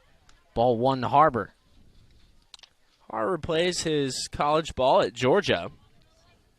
A big frame, 6'3", 217 pounds. Was born in Atlanta, Georgia. The pitch slides down and away, 2-1.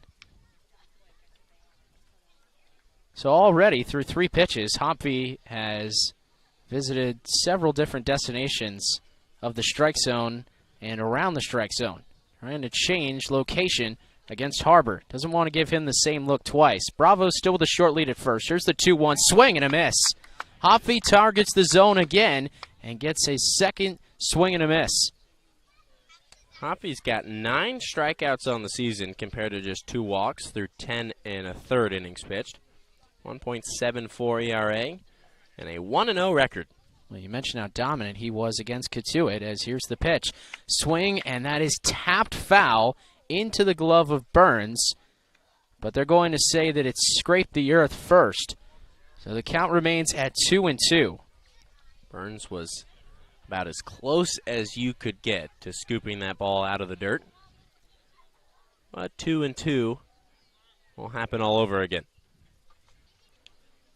Hopfey trying to get the strikeout. Pitches inside, and it's 3-2.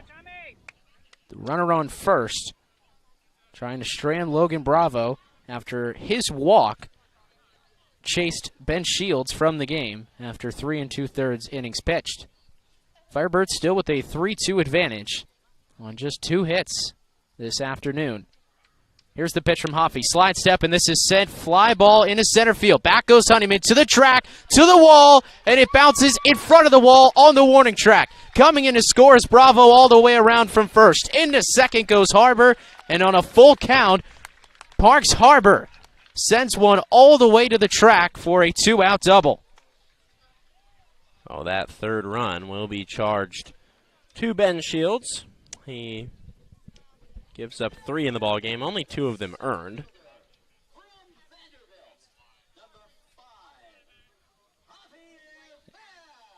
And Bravo runs all the way around the bases to tie this game. The third hit of the afternoon for Brewster. And now Hopfey has to go to work against Javier Vaz. First pitch to Vaz, misses outside, ball 1. Vaz flew out to right his last time up. He hit a ball very well. And it was Isaac Humphrey who ranged over to his right to make the play in the gap. Pitch to Vaz, strike at the knees. Well-located pitch from Tommy Hopfey. Count moves to 1-1. Vaz with a 364 average, although that is a bit inflated because he's only had 12 plate appearances. In fact, that 364 average dipped a little bit after that flyout in the first. It's his 13th time at the plate for the Whitecaps. Here's the pitch, and he swings and taps it foul back to the screen. That just nicked the end of the bat.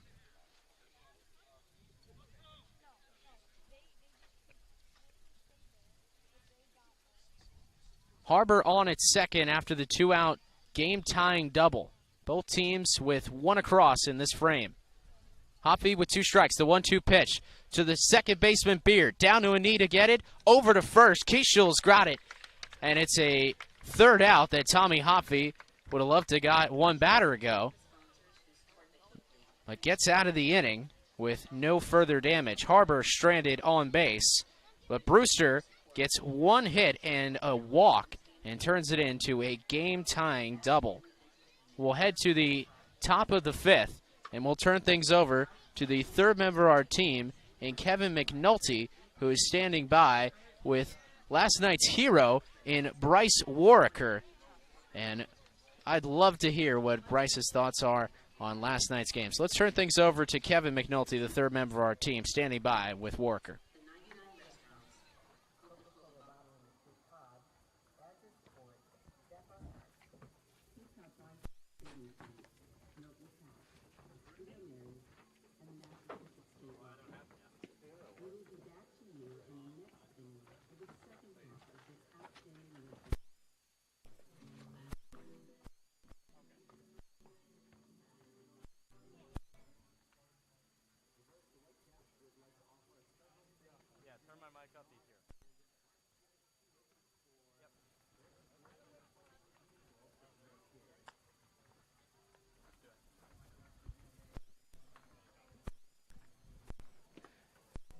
All right, guys, I'm joined by Bryce Warwicker, the tall righty out of Cal Poly, who I didn't get a chance to talk to after the game yesterday. He was two-thirds of that no-hitter last night at Eldridge Park. And Bryce, everything was working for you yesterday. Did you know that going into the game? I felt good going in, but so was really whether I was feeling good or not. I was going out there to make pitches. And as Travis Honeyman steps into the box to start the top half of the fifth, you were really rolling. Have you ever had a feel for the strike zone in the baseball like you did last night? Yeah, I'd say I would. I'd consider myself a striker my whole life. That's always been my thing. Giving them free ones like that. So yeah, I would say I'd try to fill up. I've been doing good with my changeup recently. It's been a pitch I've been developing, so that's been a plus. Helps me get through the lineups a lot easier. And so that's Travis Honeyman hit by the first pitch of the inning. A runner on first with nobody out here for the Firebirds in the fifth. And then you had to come out of the game in the sixth. We had a feeling that was going to happen with your pitch count up to 81. Did you have confidence in Josh and Chris to close it out for you? Yeah, of course. We got a great pitching staff here. A ton of really good, talented players. Yeah, there were no problems handing the ball off to Josh, and then Chris following that for the ninth. All right, thanks so much, Bryce. That's Warner. Perfect through 6 innings last night. 81 pitches. Nate Furman is in the box with a 1-0 count. Now throw it over to Jack and Luke. Oh, thanks very much, Kevin. Good to hear from Bryce Warwicker. As Travis Honeyman, who was hit for the 5th time this season, that evens him with Hogan Windish for the league lead in hit by pitches. I don't know if that's a title you exactly really want to wear, but flip side is you got the leadoff batter on in the 5th inning, so there's a spritz of good news for you.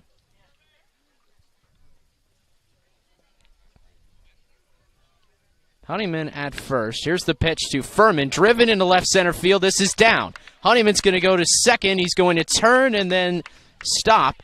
He'll stay at second. Furman on with his second hit. Well, there's the top of this lineup for the Firebirds, and Honeyman and Furman getting it going. We've seen them do that all season long. Honeyman hit by the first pitch, and then Furman drops one over the shortstop's head into shallow left field. And the Firebirds are in business as the slugger and Luke Keshel steps in. And Keshel, who we mentioned, has been swinging a dynamite stick at the plate over the last couple of games. Extended his hit streak to 5 games today. Honeyman takes his lead at second. The first pitch to Keshel is in there for a strike. Matt Bedford back to work after he relieved Liam Simon.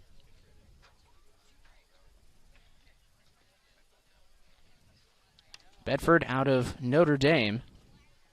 2 Irish pitchers on the mound as the 0-1 outside. Ball 1.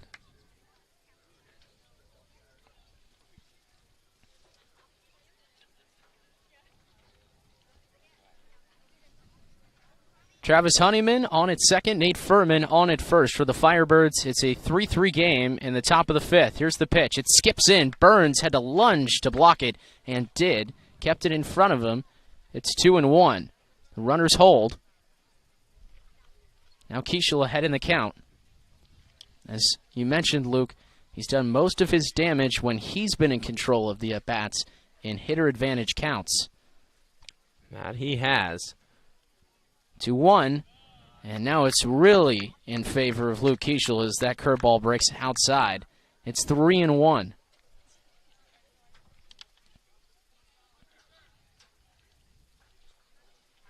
Brewster riding a 4-game win streak after a 1-5 stretch. The Firebirds currently at an even 500. This is tap left side. Out at second is Furman, spinning around as Keshel was safe the entire way. Is Diaz at second. They get the force. Furman is gone, but Keshel goes to first. The Firebirds still keep 2 men on base as Honeyman advances 90 feet away.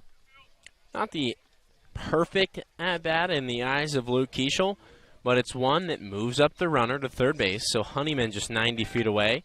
And if you string together another productive at-bat here with Kevin Sim in the box, the Firebirds can regain the lead. Bedford with runners on the corners. Very similar sequence to the one he faced in the previous inning. Had runners all over. First pitch, Sim, an excuse me swing, and he pretty much bunts it out of play.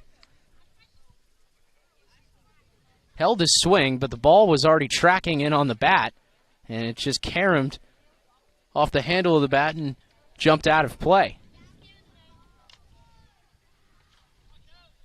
Firebirds, who lost to Brewster, one of the more demoralizing losses they've had this season, as Bedford looks in for the 0-1 pitch, and here it comes. Sim swings, got a piece, tapped it back to the chest protector of Byrne. He's behind 0-2. That game, the Firebirds fell 7-2. They had 8 hits, but the offense just felt anemic through the entire stretch.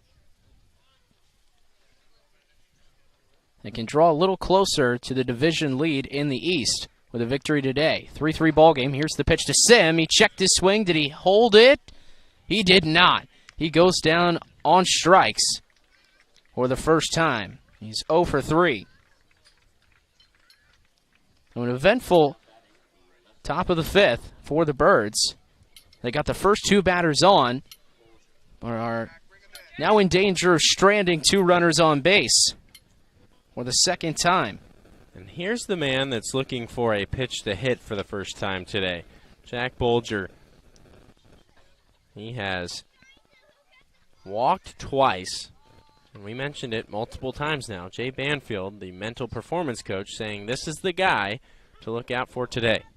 Well, he's been seeing the ball well. First pitch drops in for a strike, and that could not have been placed any better. That was thrown in a mailbox by Matt Bedford, right on the outside corner at the knees for strike 1.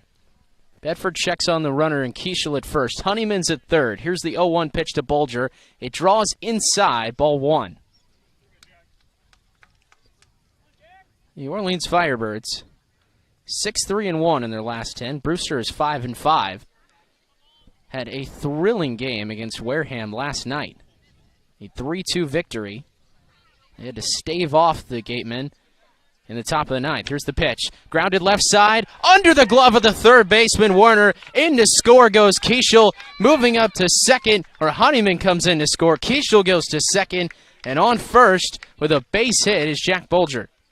That's a play that the third baseman and Warner would like to have back. It was hit sharply to his glove side, and it was hopping. It never made contact with the leather, went straight under his glove. It's a hit as a result, but an unlucky bounce for the third baseman and Warner. And Jack Bolger has reached base safely all 3 trips to the dish, this one the biggest. He has scored twice after walking, and there he drives in his first run of the game. Isaac Humphrey steps to the plate. First pitch to Humphrey from Bedford, and he's swinging on the first pitch. It's drifting into right field. This is down in front of the right fielder. Here comes Keshel to the plate. He gets the wave home. He scores standing up, and the Firebirds have 2 in the top of the 5th to take a 2-run advantage. Another great swing there by Isaac Humphrey. Squared it up, and with 2 outs, the base runners are going. And as a result, Keshel going on contact, able to come around and score without sliding.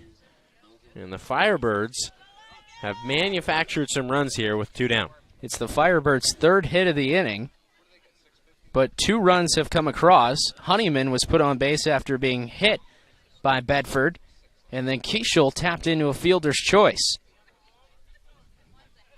5-3 Birds in the top of the 5th. First pitch, and this is sent into right field. A high fly ball, but camped under it is Sirota. He's got it for the 3rd out.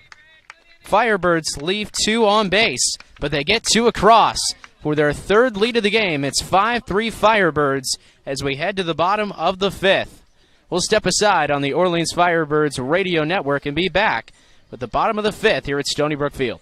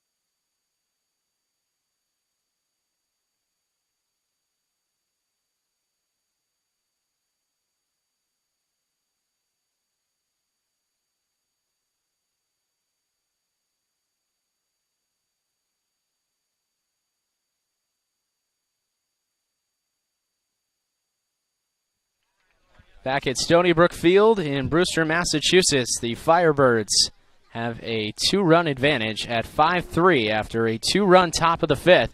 Now in the home half, Tommy Hopfey delivers a first pitch ball into Alex Freeland, switch hitting leadoff batter. Batted from the right side the first 2 times against Shields. Now the 1-0 to Freeland.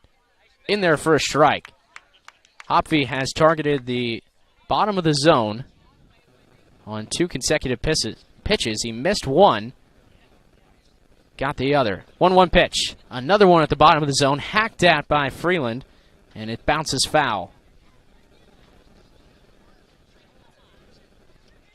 And some common decency there from the catcher for Orleans, Conor Burns. It popped up and hit the home plate umpire, Frank Battaglia, in the mask.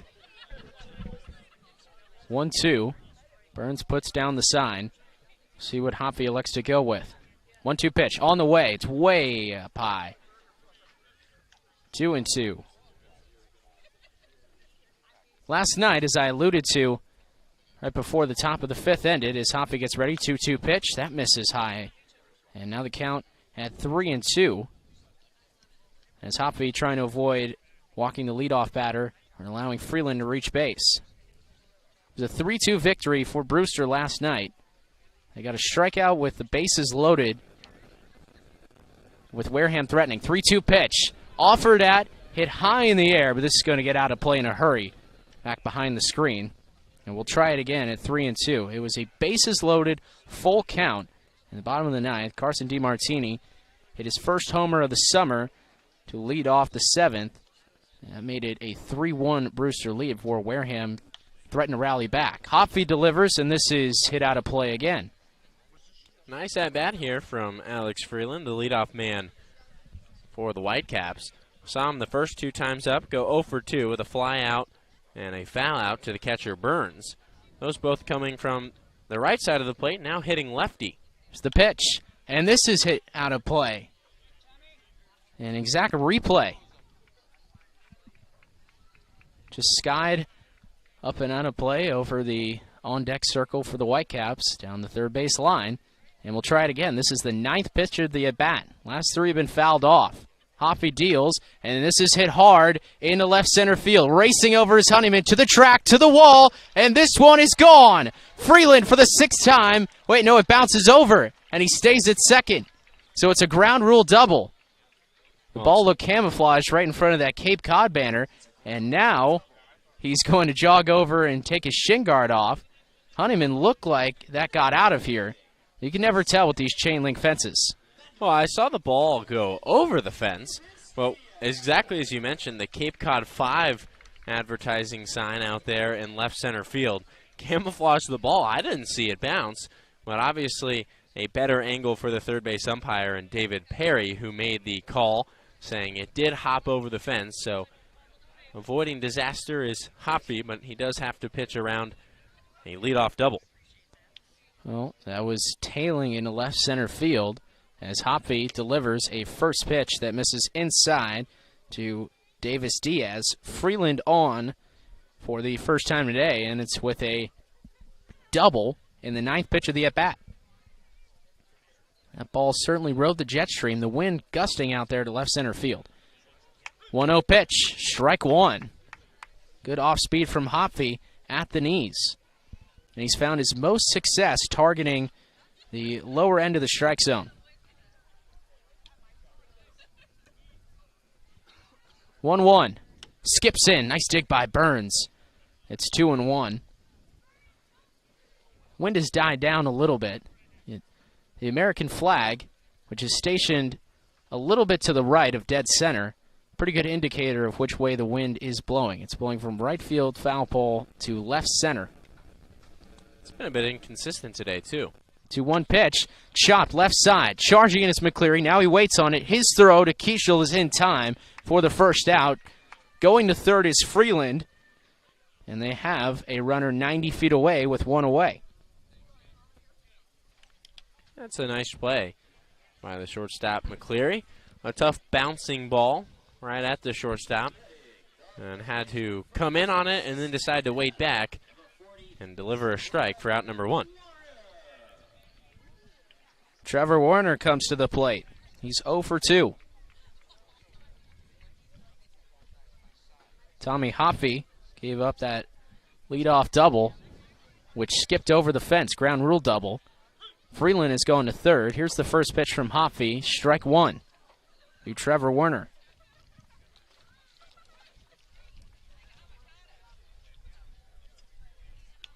Hopfey ready from the stretch. Glances over at Freeland, now the delivery, and this is tap foul, left side. This is probably the biggest sequence of the game. The Firebirds do have a 2-run advantage, but would like to hold on to that.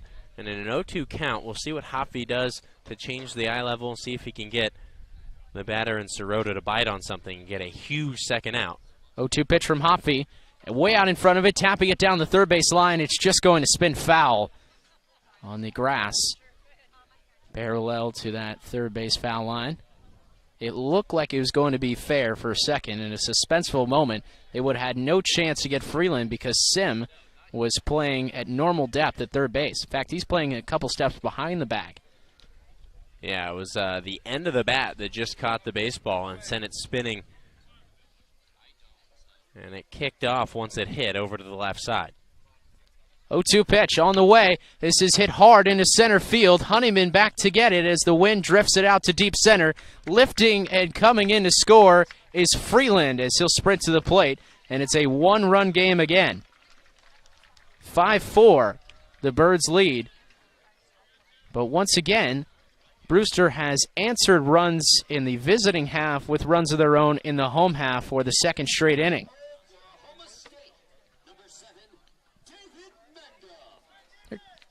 Here comes David Mendenham. Represents the other extra base hit for the Whitecaps. A leadoff double to start the second. First pitch to Mendenham. He swings and misses for strike one. Way over the top of that. Mendenham with a very interesting swing. Kind of a slicing motion. As here's the 0-1. Another swing and a miss. Looks like the bat starts predominantly, as he bats from the left side, predominantly in his left hand. But this is a one-hand finish to the max from Mendenham. Very wipey swing as it stays level across the zone. Hopfey in the driver's seat. Here's the 0-2 pitch. At the knees. Got him. Tommy Hopfey. A called strike three to get out of the inning. And the Firebirds maintain their advantage, but Brewster draws one closer. In the bottom of the fifth, it's a 5-4 game. We'll turn things over to the top of the sixth, where we will have the Firebirds coming up with Burns, McCleary, and Honeyman on the other side of this break. It's the Firebirds 5, Brewster 4. We'll step aside on the Orleans Firebirds radio network.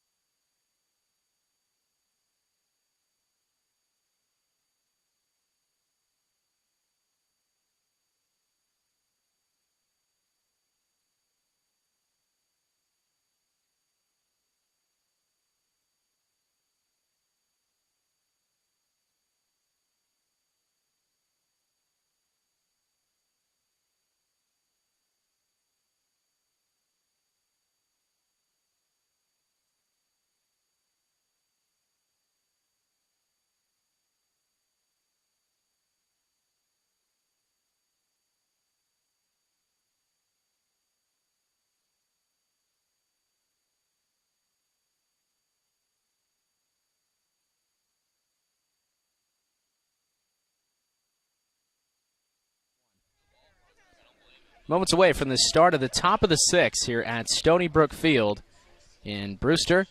The Firebirds have a 5-4 advantage over the Whitecaps. It'll be Conor Burns to lead things off in the visiting half of the sixth inning, but a new pitcher in for the Whitecaps. Luke, it's Braxton Pearson. Yeah, Pearson, another temp player here for the Whitecaps. He's appeared in 3 games, pitching 5 innings. He's got a 5.4 ERA, 6 hits allowed, 3 earned runs, 6 Ks to just 1 walk out of Texas Christian University, 6'1", 195. And, Jack, this is a guy that the Firebirds lineup has seen, but Conor Burns and Nick McCleary, who are due up in the inning, as well as Travis Honeyman, all members of this Firebirds lineup that did not play in the game. So this is their first look at Braxton Pearson. Pearson pitched 2 innings of 2-hit ball, gave up no runs, no earned, and struck out 2, while allowing no free passes on that game back on June 16th. The righty-on-righty matchup to start. Here's the first pitch to Burns as Pearson rears back and fires strike 1.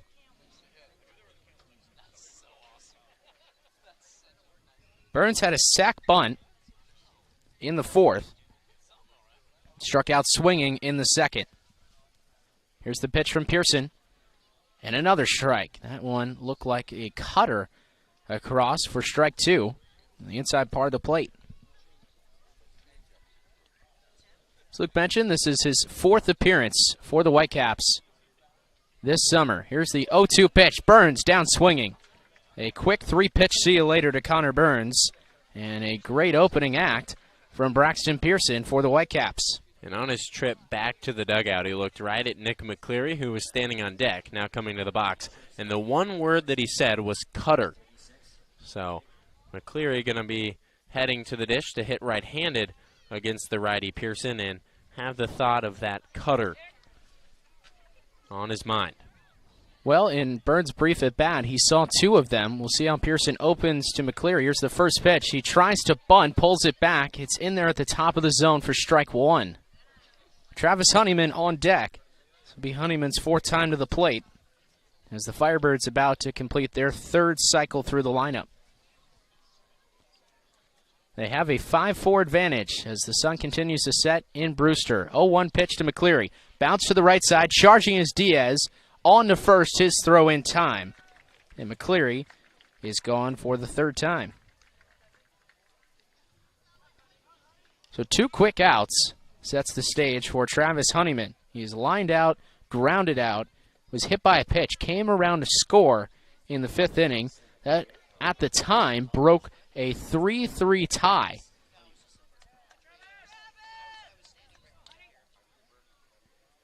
Firebirds have had a base runner in every inning.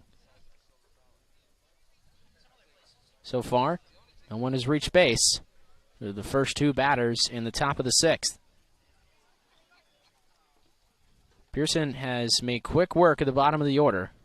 Much taller task facing Honeyman, whose average hovers around 375. Inside strike to Honeyman starts things off from Braxton Pearson.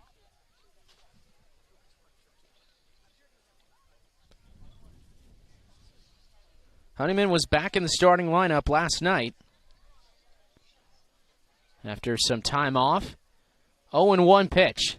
He's way out in front, swinging and missing for strike 2.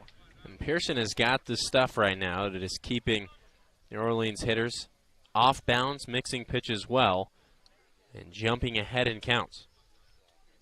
Pearson has already struck out 1, struck out 2 Firebirds the last time on June 16th. He faced the Birds. 0-2 pitch to Honeyman on the way, and Honeyman stays alive, skying this out of play off to the first base side.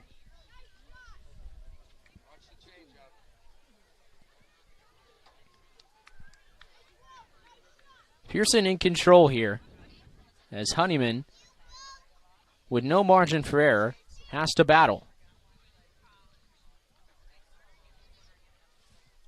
Infield straight up, 0-2 with 2 outs. Honeyman adjusts his glasses, adjusts his helmet. Now he's ready. Pearson rears back. Here's the pitch, and it hits Honeyman for the second straight at bat. Honeyman flings his bat towards the dugout, and he'll jog to first. And Honeyman no longer paying just the 22% tax. He has got the down payment, he's got interest, and then he's got about 75% tax. He's hit for the 6th time this year, and that gives him the Cape Cod lead in pitches he's been hit by. Well, that's what I was going to say. With all the funds that he's poured into the hit-by-pitch column, at least you're going to own it now. Yeah. He's got all the properties on his square in Monopoly at this point. Got the hotel set up. He's got all the blue cards lined up. Honeyman stays at first as the first pitch to Furman is in for a strike. He started to go, then trotted back.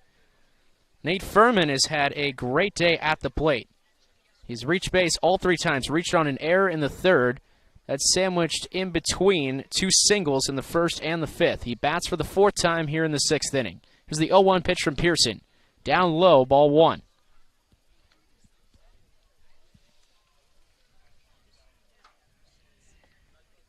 The wind has changed. It's no longer gusting from right field into left center. It's more from the first base side all the way out to dead center. 1-1 pitch to Furman.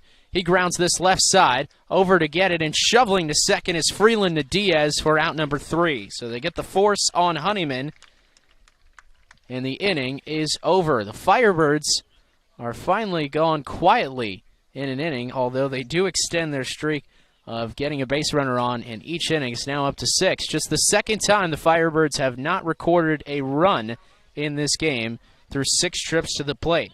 We'll stay right here on the Firebirds radio network, set up the bottom of the 6th. And for the Whitecaps, as we turn things over and take a look at this middle of the order, Mike Sirota, Curtis Byrne, and Logan Bravo. In this 3-man stretch, you have 2 guys who represent 2 of the 4 runs. You have a guy who kicked a ball with a bunt on just a 1 in 1,000 play that we somehow have seen twice this summer. And you also have a couple of strikeouts in this stretch. A new pitcher also enters the game to target these 3 batters. He's a man on the mound who started the season opening games, came in and struggled the first 2 starts, and Wyatt Longcar has made his move to the bullpen and he's been a lot better in that role. Yeah, he pitched a flawless 8th inning against the Cotuit Kettleers just a few days ago. Not a typical role for the man from Ohio State and Wyatt Longcar. But when he came out of that pen, it seemed like he had a little bit of extra juice in the arm, and he was effective as they come. And we'll see what he can do here as he's going to face the 5, 6, 7 hitters in the order for the Whitecaps. But in the small sample size of Longcar coming out of the pen, he has done some of his best work.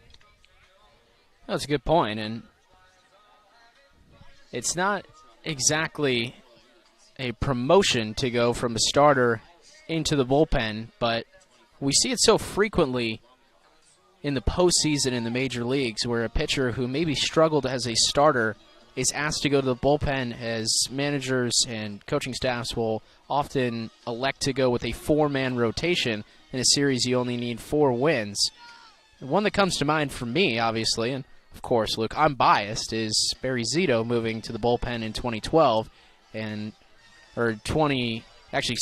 Lincecum moving to the bullpen in 2012 and having spectacular outings. Barry Zito remained a starter. He was off the postseason roster in 2010. Longcar has shifted his mentality from attacking lineups to attacking batters, and with his cerebral way of approaching the game, it seems to me like that's a better approach for Longcar because he loves to be meticulous about his preparation, and if he can prepare for just a series of 3 or 4 batters, he may have more success that way. Yeah, Longcar has got he's got the stuff to be a starter, but here coming out of the bullpen in such a small situation, he's able to show all of that to each and every hitter he faces, knowing they probably won't get a second look at him. But Tommy Hopfey's day is done. He goes 1 1/3 innings, gives up 2 hits, 1 run. It was earned. Struck out 1 and didn't walk anybody. First pitch from Longcar is strike 1 to Mike Sirota. Sirota has walked and come around to score in the second. He lined out to Kevin Sim. A fine play by Sim in the bottom of the 4th. Here's the pitch. Off the plate, 1-1. So that missed outside. Sim had to literally drop his glove on the ground as that ball slid right in. There was no margin for error. Here's the 1-1 pitch. Just off the outside, 2-1. Now, that was right where Burns set up. Not sure where it missed. And Burns is going to have a conversation with the home plate umpire, Frank Battaglia. It's 2-1, rather. Now from the stretch, and here's the pitch. Hit in the air into shallow left center field. Honeyman on the charge. Now he drifts over to make the catch. So Sirota is gone for the first out.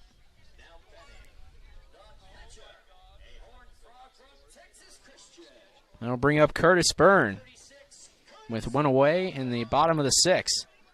Byrne dropped down a bunt, and it was a beauty in the bottom of the 2nd, but then he kicked it to erase himself. And the first pitch from Longcar in for a strike. Curtis Byrne out of TCU from St. Louis, Missouri. Longcar from the stretch. The 0-1 skips in. Longcar, the Ohio State Buckeye, started opening day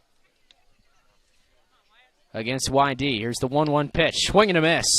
Great off speed from Wyatt Longcar as it broke from the middle of the zone away from Curtis Byrne. Byrne trying to avoid striking out for the 2nd straight time. 1-2, 1 out, nobody on. Here's the pitch from Longcar, and that bounced about 40 feet. That didn't even make the dirt in front of home plate. That skipped on the grass. That is located right in between the mound and home plate.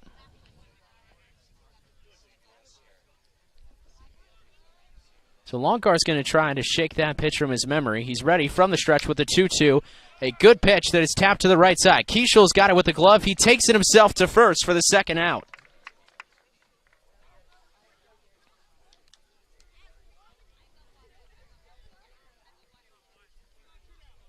Another nice pitch from Wyatt Longcar, and he's got his second out here in the bottom of the 6th.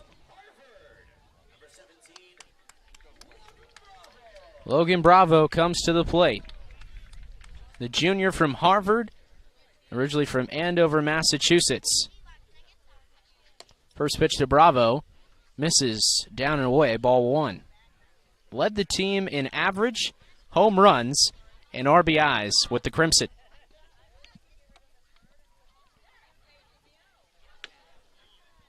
The 1-0 misses, 2-0. Well, and if you could see him, you would understand why Bravo led the team with 8 home runs. He is 6'5" and 200 pounds. Longcar ready, and the pitch to Bravo. At the top of the zone, but called a strike.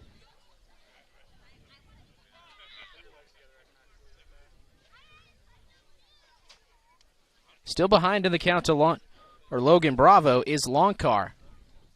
2-1. From the stretch, here's the pitch. That one at the knees. And it's strike 2. Good variety from Wyatt Longcar. Deuce is wild here at Stony Brook Field in Brewster. Orleans trying to get out of this inning, preserving their 5-4 advantage. Longcar from the stretch. The 2-2 pitch misses outside. It's 3-2. The sunlight has almost completely left the left side of the yard, except for a couple rays breaking through on Nick McCleary standing at short. Still in the sunlight is everybody in right field. 3-2 pitch. Draws inside, and Bravo's on with his second consecutive walk. So just as the Firebirds have avoided going 1-2-3 throughout the entirety of this game, it is another inning for the Whitecaps in which they send 4 or more batters to the dish. The only inning that they weren't able to do that was in their first frame of work against Ben Shields, where the 1-2-3 hitters all came to the plate and were sent back to the dugout. From the stretch, this is hit hard into right center field. Honeyman is going to play it on a hop. Racing around second and heading into third is Bravo with the slide. On first with a single to back up his double in the fourth is Parks Harbor. And almost a repeat of what happened to the Birds in that inning where Bravo walked, Harbor doubled. As the Whitecaps were able to tie the game in that situation, a single puts Bravo 90 feet away for the 9-batter Javier Vaz. What an afternoon, Luke, for these 7, 8, 9 batters. You have Bravo, who's reached 3 times. Harbor has 2 RBIs to his name. Quite the day for the first baseman for the Brewster Whitecaps. Longcar trying to pitch around it. A looping breaking ball misses.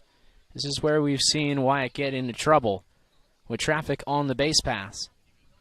Just needs 1 to preserve this lead for the Firebirds. With 2 away, trying to pitch around runners at the corners. 1-0, and that misses. It's 2-0. Javier Vaz from Vanderbilt, originally from Huntsville, Alabama. A really competitive pitch there on the 1-0 count from Wyatt Longcar. Here's the 2-0 from the stretch. Offered at by Vaz. Hit a towering fly ball that's going to drift foul out of play down the first base side. The count goes to 2-1.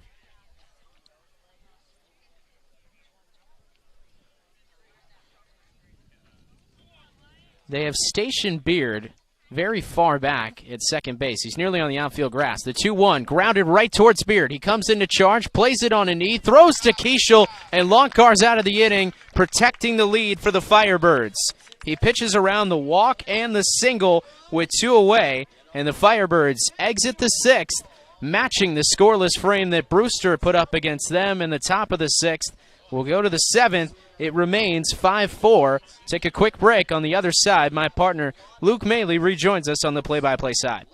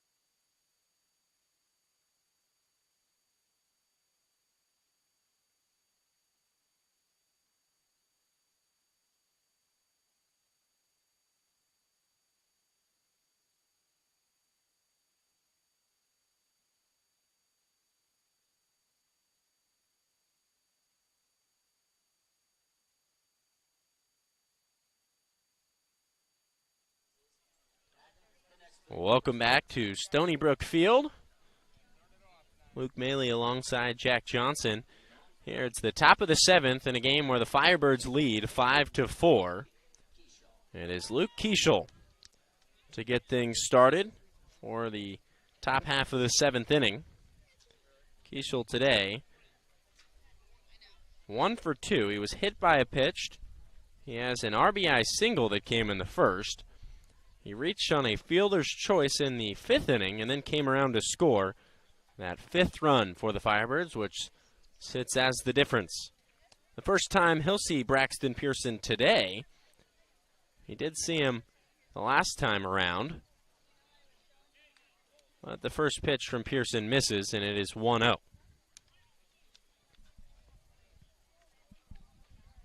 Keshel went 1 for 3 in that game. The hit did not come off of Braxton Pearson, as the second offering misses down and away. 2-0 in favor of the right-handed bat of Keshel, who was playing first base today. Made a couple of nice plays at the first base bag. Not his normal position. As the 2-0 is ready, and it is fouled back off the catcher and Burn. Home plate umpire Frank Battaglia will check on the catcher, and grimacing just a bit is Curtis Byrne. So Battaglia will walk to the mound with the pitcher Braxton Pearson to give his backstop a little bit of a breather. 2-1 the count. And Byrne signals that he's ready to go. Keshel with the 2-1 advantage here on the next pitch. Behind him is Kevin Sim, who hit a ball very hard in that first inning. It was a base hit that was taken away from him by the shortstop, Alex Freeland, who took to a dive in the air to snag the liner. But for now, it's Luke Keshel. 2-1. Set is Pearson. The pitch, it's waved and missed at, way out in front of it, was Keshel. That evens the count at 2-2. With a 2-2 count, Keshel going to shorten up and look to avoid striking out for his team-high 19th time. And here comes the 2-2. And it is waved at, but it's just tapped. Foul behind the dish. Keshel will stay alive. Yeah, not even tapped. That was grazed. Keshel barely got a piece of that. He's been early on the last 2 off-speed pitches from Braxton Pearson.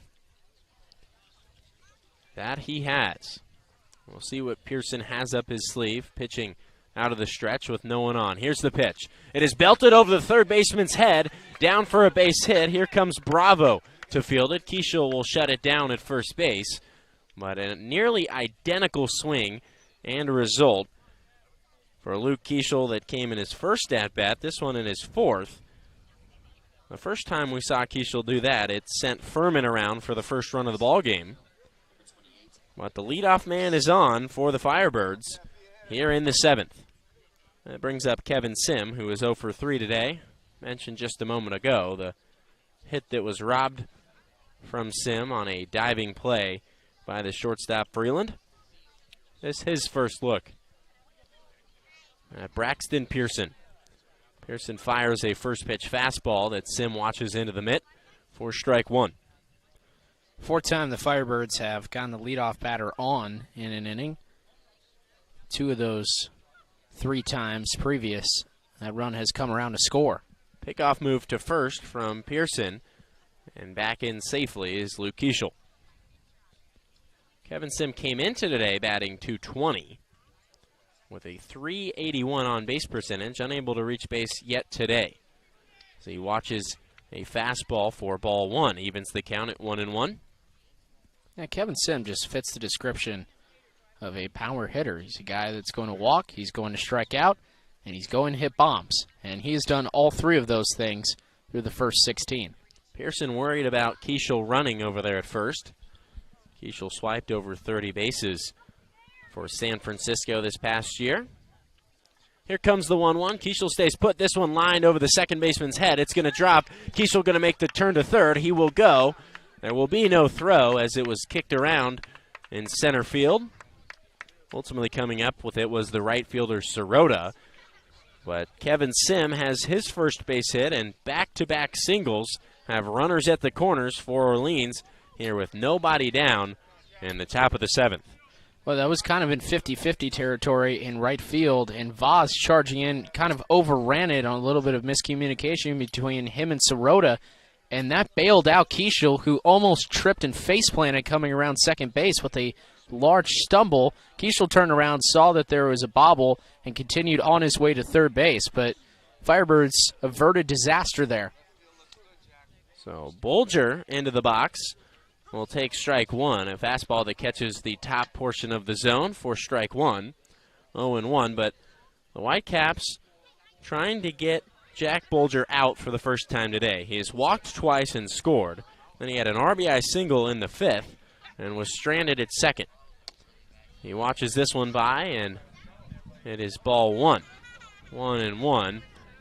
Bolger started his swing, but then was able to hold up. No appeal, as it was nowhere near. Oh, we got to talk to Jay Banfield more often. This guy knows something. Yes, he does. So here's Bolger.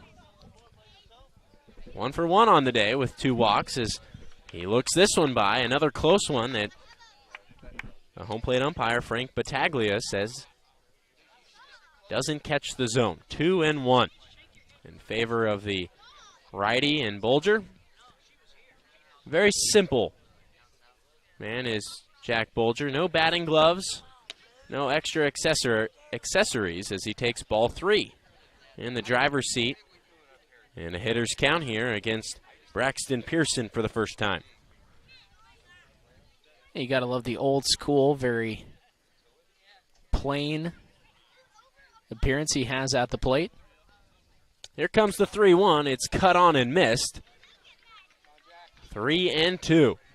The only thing he brings up to the plate besides a bat is he wears a little bit of tape on his left wrist. That's it. Very simple.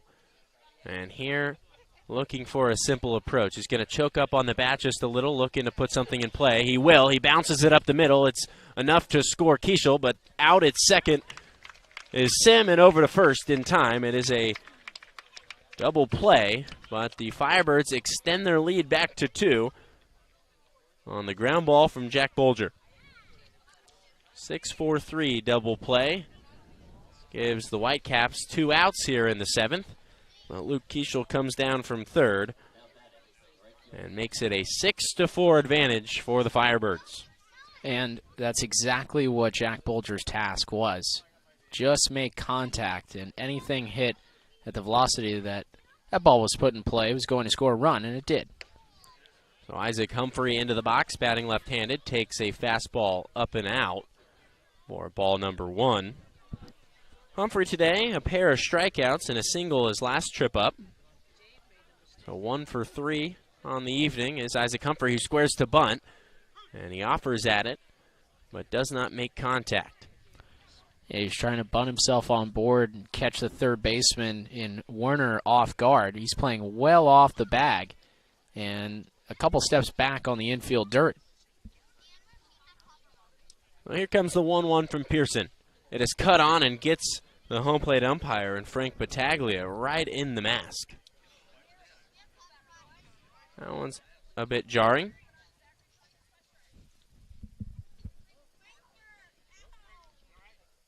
So 1-2 after the foul ball off the bat of Isaac Humphrey. That was interesting. He made an admonishment down to what looked like the Brewster dugout. And everybody kind of froze. It was like when you were a kid, you're just screwing around in your house, and your mom raised the voice, and everything dropped, and everybody started looking straight up. It's Get like that deer in the headlights look to you, and everything freezes. It wasn't just the bullpen. It wasn't just the dugout. The fans even were like, what's going on? Like, even the fans were a little alarmed. I mean, Frank Battaglia with one of the more authoritative bellows I've ever seen at a ballpark. He took command of this yard. Well, when you get your bell rung and Something obviously going on that was not to the liking of Battaglia, especially after taking a foul ball right off the mask. Not something that you're too happy with. One of the trainers going to come out and check on Battaglia, but I don't think it's a injury-related checkup. It's more of on the equipment, something jarred loose from his mask. So we've got a quick break here. It's a 1-2 count with 2 outs. When we get back to the action, Isaac Humphrey facing Braxton Pearson for the first time. Just the umpires just sitting here just to the left side of home plate near the Whitecaps dugout, just working on this face mask. Yeah, I don't think he's injured. I think they're just kind of taking a look at the mask because the way he's fiddling around doesn't look like he's too shaken up. The umpires appear to be returning to their stations down the third and first base line, so we're moments away from resumption. So Mike Beal will walk back to first base. And over at third base, David Perry. Frank Battaglia all set to go. Equipment in order. As is Braxton Pearson, who is looking for his second strikeout of the day that would get him out of the inning. Here against Isaac Humphrey. Still out of the stretch with nobody on. Pearson gets the sign. High leg kick. Here's the pitch. It is belted down the first base side, but foul just beyond the Firebirds dugout over here on the first base side. An authoritative swing from Isaac Humphrey, but just out in front of it. Logan Beard stands on deck. Humphrey looking to find a way aboard here with 2 down. The pitch is just fouled off. Just got a glimpse of it and right off of the thigh of Burnett. And now the umpire and Battaglia will go out and talk to Braxton Pearson for a moment to let the TCU backstop catch his breath. But the foul ball is off the bat of Isaac Humphrey right now, Jack, just wreaking havoc on everyone in the area. I mean, that was one of the most defensive swings I've ever seen. That was one hand trying to extend the knob out, just get a piece, and it nailed the catcher. Here's the 1-2. It misses outside and evens the count at 2-2. I thought that was strike 3 for sure. After the beating that the catcher and the umpire have taken, I didn't think that Humphrey could afford to take another pitch in this at-bat. But now the count even at 2-2. 2's wild. 2 down here and a 2-2 count. The pitch from Pearson is belted down the first base side. This one into foul ground, a little bit closer to the field of play, but not inside the lines. 2-2 yet again. A nice at-bat here from Isaac Humphrey with 2 down in the 7th. Braxton Pearson digging for that pitch that can put away number 30 for the Firebirds, who bats from the left side. A righty set to deal. On its way, it's taken, a fastball that catches the inside part of the plate for strike number 3. The Firebirds do scratch across a run on a pair of hits. They leave nobody left. No errors in the inning by the Whitecaps. We head to the bottom of the 7th. The Firebirds lead the Whitecaps by a score of 6-4. We'll step aside here on the Orleans Firebirds Radio Network and be back with the third member of our team in Kevin McNulty.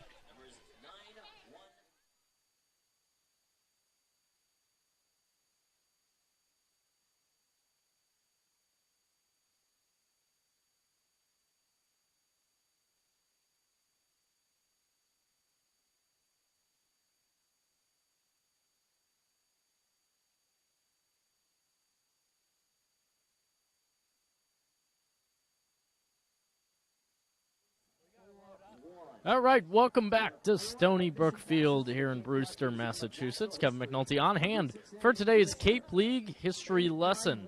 Firebirds lead at 6-4, headed into the bottom of the 7th. And the sun is setting on Stony Brook Field here, and after this history lesson, we'll go do some investigative journalism to find out when this game might be cut off if we don't make it to the 9th.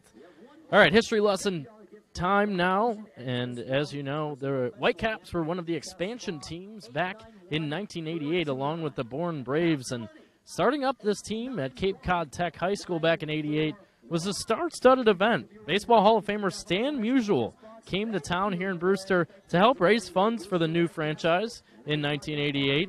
And then in June, for opening day, Brewster's first game here in Brewster, Massachusetts, the first pitch was thrown out by Kevin McHale of the Boston Celtics. Kevin McHale in 1988 can't get more of a Boston sports star than that. And for the bottom half of the seventh, I'll throw it over to Jack and Luke. Thank you, Kevin. Longcar back out there. He's going to face the top of the order for the Whitecaps. He misses with a first pitch fastball to Freeland, who bats from the left side. He came up as a righty his first two times. This one ripped down the line. If it stays fair, it'll go for extra bases. It drops into fair ground, and rounding first and pulling into second standing up is Alex Freeland with his second double of the afternoon. It never fails to impress me how much these guys are as good as advertised. Even in the Katuitt game, when we saw Chandler Simpson, who is the Cape Cod Baseball League leader in average and also is just flying around the base pass, you realize that, like, the stats that they're putting up against other teams are going to happen to your team. And Freeland, after a quiet start, a fly out and a jam shot pop out on a real nice defensive play by Conor Burns that we highlighted earlier, back-to-back doubles. He's doing Alex Freeland stuff in the later innings. Made a nice play earlier as well as the first pitch from Longcar misses. Davis Diaz hops ahead in the count, 1-0. But a 6'2" switch-hitting shortstop that can make a play like he did against Kevin Sim in the early innings, inning number 1 to be exact, and then come out here and hit 2 doubles. What more could you ask for? This one tapped into fair ground. It's a swinging bunt. Longcar going to pick it up. He has no choice. He faked the throw to first and almost caught Freeland napping at third base, who dives back in. Longcar doesn't throw the baseball, keeps it to himself. But runners at the corners, and as Davis Diaz reaches on the swinging bunt, he represents the tying run here in the bottom of the 7th. And Jack, it seems like every time that the Firebirds get to a 2-run advantage, the Whitecaps just claw back. And generally that has started with Alex Freeland. Yeah, it has. And aside for that second inning where it was Mendenham and Sirotto got things kicked off in that 2-run second. Besides that, you look at the 5th inning, double to lead things off by Freeland, and now in the 7th a double to lead things off. Orleans has only had 1 inning where they've scored, and it hasn't been matched with at least 1 run belonging to the Whitecaps. So here's Trevor Warner batting from the right side against the righty in Longcar. He'll take a cut at the first pitch and miss. This is quite a large matchup. 6'6", pitching to 6'3". There may be a third competitor entering this game as well. This one is in on the hands, sent towards the first base side. Keshel's got a play and will make the grab just in front of the Firebirds dugout. And there is one down here.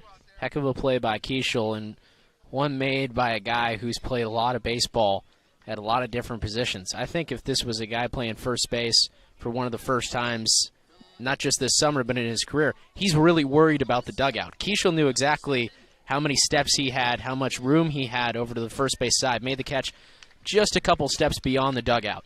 And sometimes that can be hard for a guy that hasn't had much work at first base this season. But for Keshel, he plays all over the diamond throughout the course of his school season and throughout the summer, as he did last season for Orleans. Pitch is in there for a strike against the lefty David Mendenham.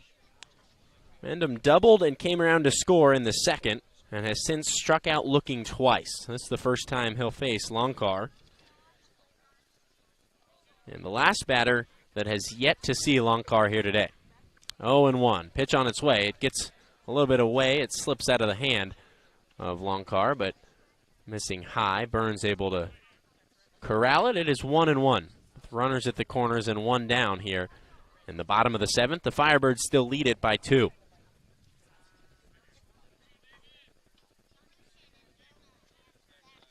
Longcar peers in, gets his sign from the catcher Burns. The pitch on its way is swung on and missed. Way out in front of it was the lefty Mendenham. Mike Sirota stands on deck. Longcar looking for a massive strikeout here. Yet to strike out a Whitecap hitter here today. And the runner will go. The throw to second from Burns is in time for the second out of the inning. Diaz thrown out on the base paths by a nice throw from Burns, and Diaz had no shot at getting in there. Burns got him by a full step plus, and that is a big second out as the pitch to Mendenham missed to make it a 2-2 count. So with runners at the corners and nobody down, now Longcar just one strike away from getting out of the inning unscathed. Pitch swung on and missed, blocked by Burns, and that is the inning. Wyatt Longcar pitches around a leadoff double, followed up by a single by Davis Diaz. And 2 hits produce no runs. The Whitecaps do leave one stranded at third base. But Wyatt Longcar pitches a smooth 7th inning. We head to the top of the 8th, where the Firebirds will send Logan Beard, Conor Burns, and Nick McCleary to the dish. And they still lead at 6-4. We'll keep it right here on the Orleans Firebirds radio network. But, Jack, what a sequence there from Wyatt Longcar to pitch around a tumultuous situation. Yeah, and a really important one in this game. I want to go back to something I said with what felt like I had a lot of time to get the point in, but then things started happening in fast succession there. The third competitor in this game is time.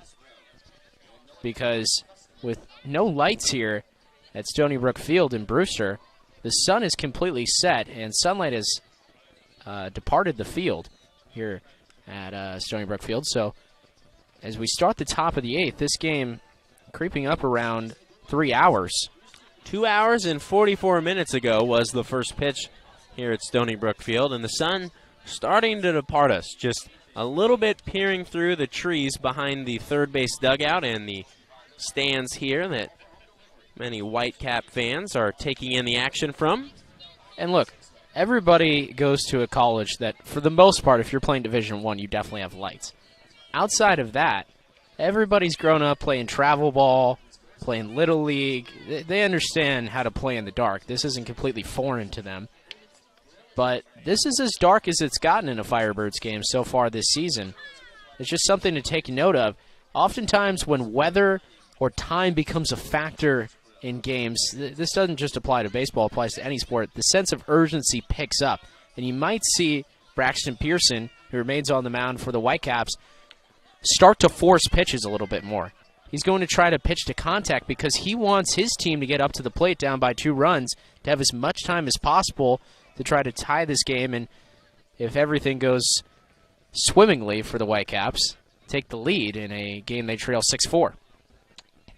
Yep, time is of the essence for the Whitecaps. For the Firebirds, they wouldn't mind having a long inning here that just prolongs this game. And if it were to get dark, you would revert back to the last inning, which would result in a 6-4 Firebirds lead, even if they scratch across 3 or 4 runs here as the sun begins to disappear. It is Logan Beard into the box for the 4th time today, who takes a first pitch strike from the right hand of Braxton Pearson. Pearson came on in the 6th inning. He's given up 1 run on 2 hits. Did hit a batter in the 6th. Heading the count to Beard. 0-1 on its way. It is skied high behind the plate and will travel across the parking lot and find some asphalt. 0-2 now. Conor Burns on deck as Logan Beard looks to reach for a second time today. He has flown out and grounded out as well as walked. That ground out produced one of the 6 runs for the Firebirds as he takes a pitch in the dirt. Make it 1-2. That ground out that produced a run came in the 2nd inning and drove home Jack Bolger. Beard just trying to find a way aboard. He's going to sky this one to the right side. Camping under it is Sirota, and he'll make the catch for the first out of the inning. So Beard flies out to right, and that'll bring up Conor Burns, who is 1 for 3 today.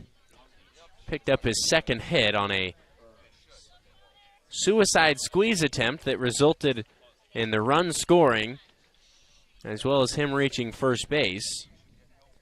Other than that, has struck out twice. We mentioned it earlier, that the second hit for Burns on the season, one being on a bunt, and the first one coming on a solo home run. He takes strike number 1, a fastball. Right by him, 0-1 in favor of the righty Braxton Pearson.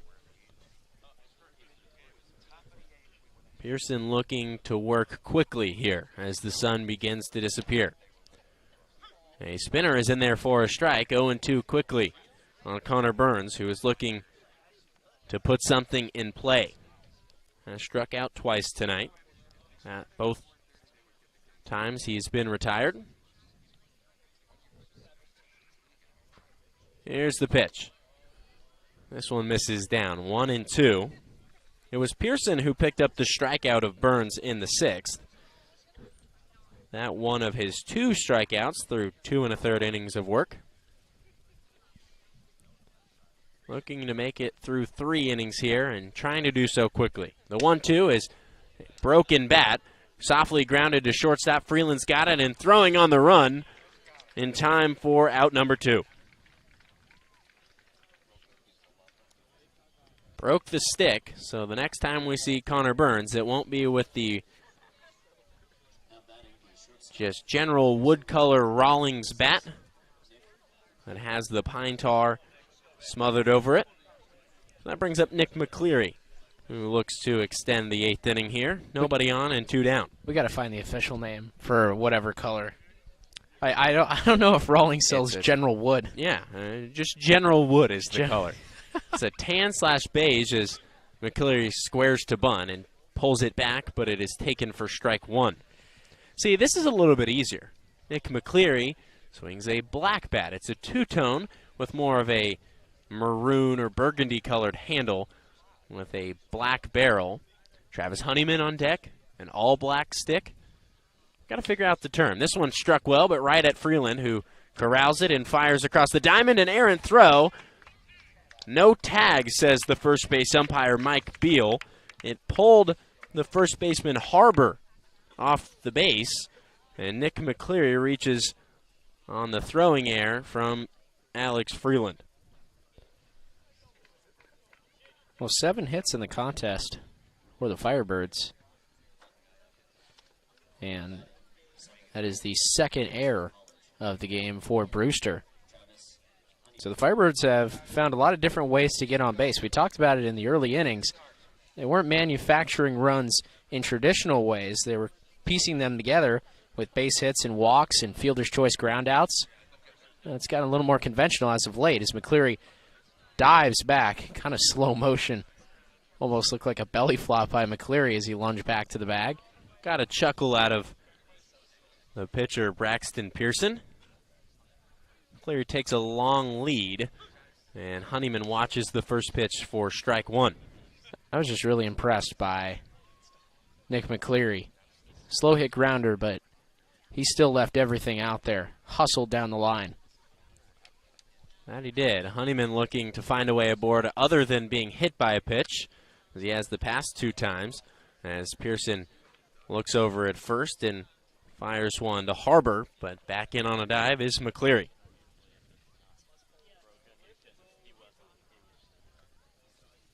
Honeyman 0 for 2 with 2 hit by pitches. When he was hit by a pitch to lead off the 5th, he did come around to score. He was stranded after being hit in a 2-out situation as the back pick from the catcher, Byrne, is not in time to get McCleary over there at first, but they are awfully worried about the Firebirds shortstop, Nick McCleary, trying to move into scoring position here with 2 down.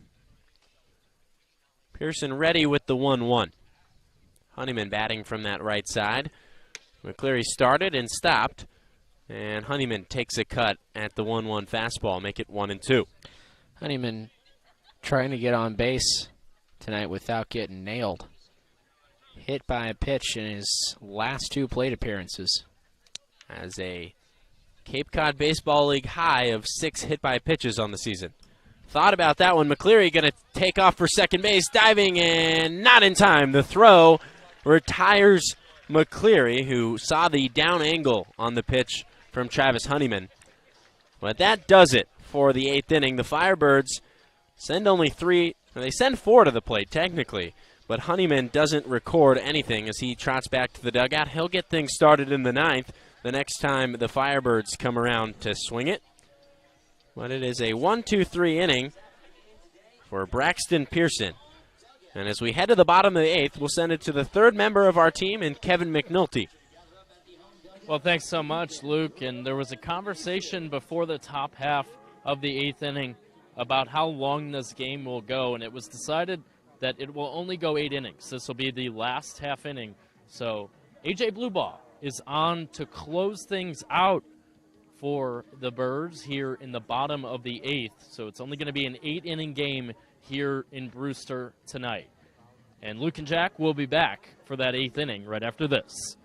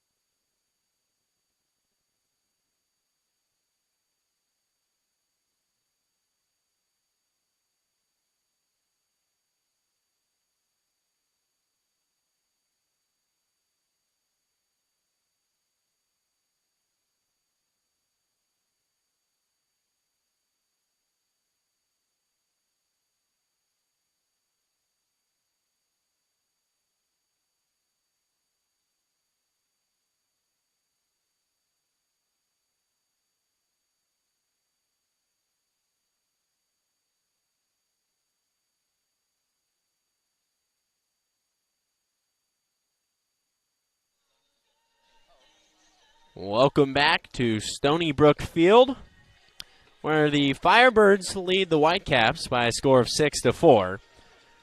And this is the bottom of the 8th inning, but more like the bottom of the 9th here for Brewster, as with no lights here at Stony Brook Field, this will be the last chance efforts for the Whitecaps.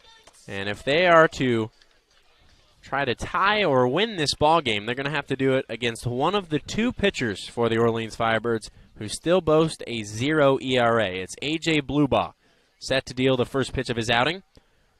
It is a fastball that just misses the corner, pops in and out of the glove of Conor Burns. Bluebaugh threw 5 1/3 innings pitched this season, has recorded 2 saves, only given up 1 hit, yet to issue a walk, and has struck out 7. As this one finds the zone, evening the count at 1-1. And oddly enough, Jack, the 1 hit that Bluebaugh has given up was a triple. The only hit was a triple, and a rarity in this count for Bluebaugh to start behind. 80% of his first pitches are strikes. The 1-1 misses outside to the right-handed hitter of Mike Sirota. Well, we talk about guys that are strike throwers. We mentioned that Bryce Warwicker has been a strike thrower his entire career. Well, A.J. Bluebaugh has not walked anybody. Big swing and a miss on the fastball. Late to the party was the bat of Sirota. 2-2. It's a 6-4 advantage for the Firebirds. This one lined into right field. On comes Humphrey. He's going to make a shoestring catch for out number 1 of the inning. So Sirota will trot back to the dugout after the fly ball. And scoring that of F9, Jack, just seems like a bit of an insult, as that was struck well by Sirota. Nice play by the right fielder in Isaac Humphrey. Well, that's why we're here, is to provide color and a description to the action, because Otherwise, he just looked at the box score. It's a regular F9 to start the inning, but we saw a phenomenal play by Humphrey in right with a sliding catch for the first out. So Blubaugh faces the lefty and pinch hitter as he fouls it back, and Carson DiMartini. DiMartini out of Virginia Tech. In his last appearance, he went 1 for 3 with a solo shot as he cuts on and misses the pitch from Blubaugh.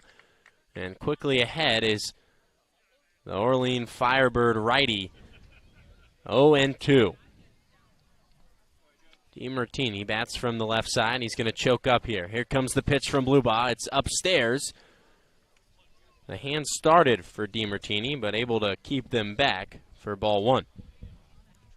One of the heroes of last night's exciting victory over Wareham. A home run to lead off the 7th as the pitch misses wide to make it 2-2. It was DiMartini's first homer of the season. And sometimes it's the unlikely characters that have the big moments center stage in victories like that. Saw a couple of them last night for the Firebirds in that combined no-hitter. The 2-2 from Blubaugh swung on and missed into the glove of Conor Burns. And there are 2 down here in the bottom of the 8th. So 1 out away are the Firebirds from jumping back to 500, and a win here would secure a tie for second as far as points are concerned in the standings. The Firebirds could move to 8-7-2, while the Brewster Whitecaps would sit at 9-8. But those 2 ties do account for a point each. A win accounts for 2 in the point system. So here's the first pitch from Blubaugh to the big left-handed bat. Another pinch hitter here today. It's Grayson Tatro, who played in that game back on the 16th. He went 0 for 3 yesterday with 2 strikeouts and a walk. Finds himself behind 0-2 against Blubaugh.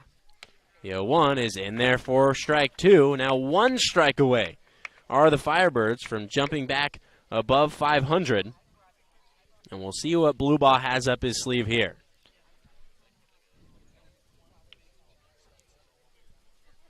High leg kick on its way. It is skied high and making its way out of play. It'll find the trees just behind the third base seating, rather. We'll reset and do the 0-2 all over again. 6-4 lead for the Firebirds. The Whitecaps down to their final strike.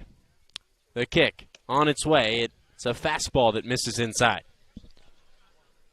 Blubaugh pitched late in that game against Brewster back on June 16th. Struck out 2 and allowed no base runners. Trying to repeat that performance.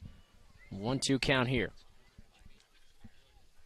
Here's the pitch. Swung on and missed. And that'll do it for this one here at Stony Brook Field.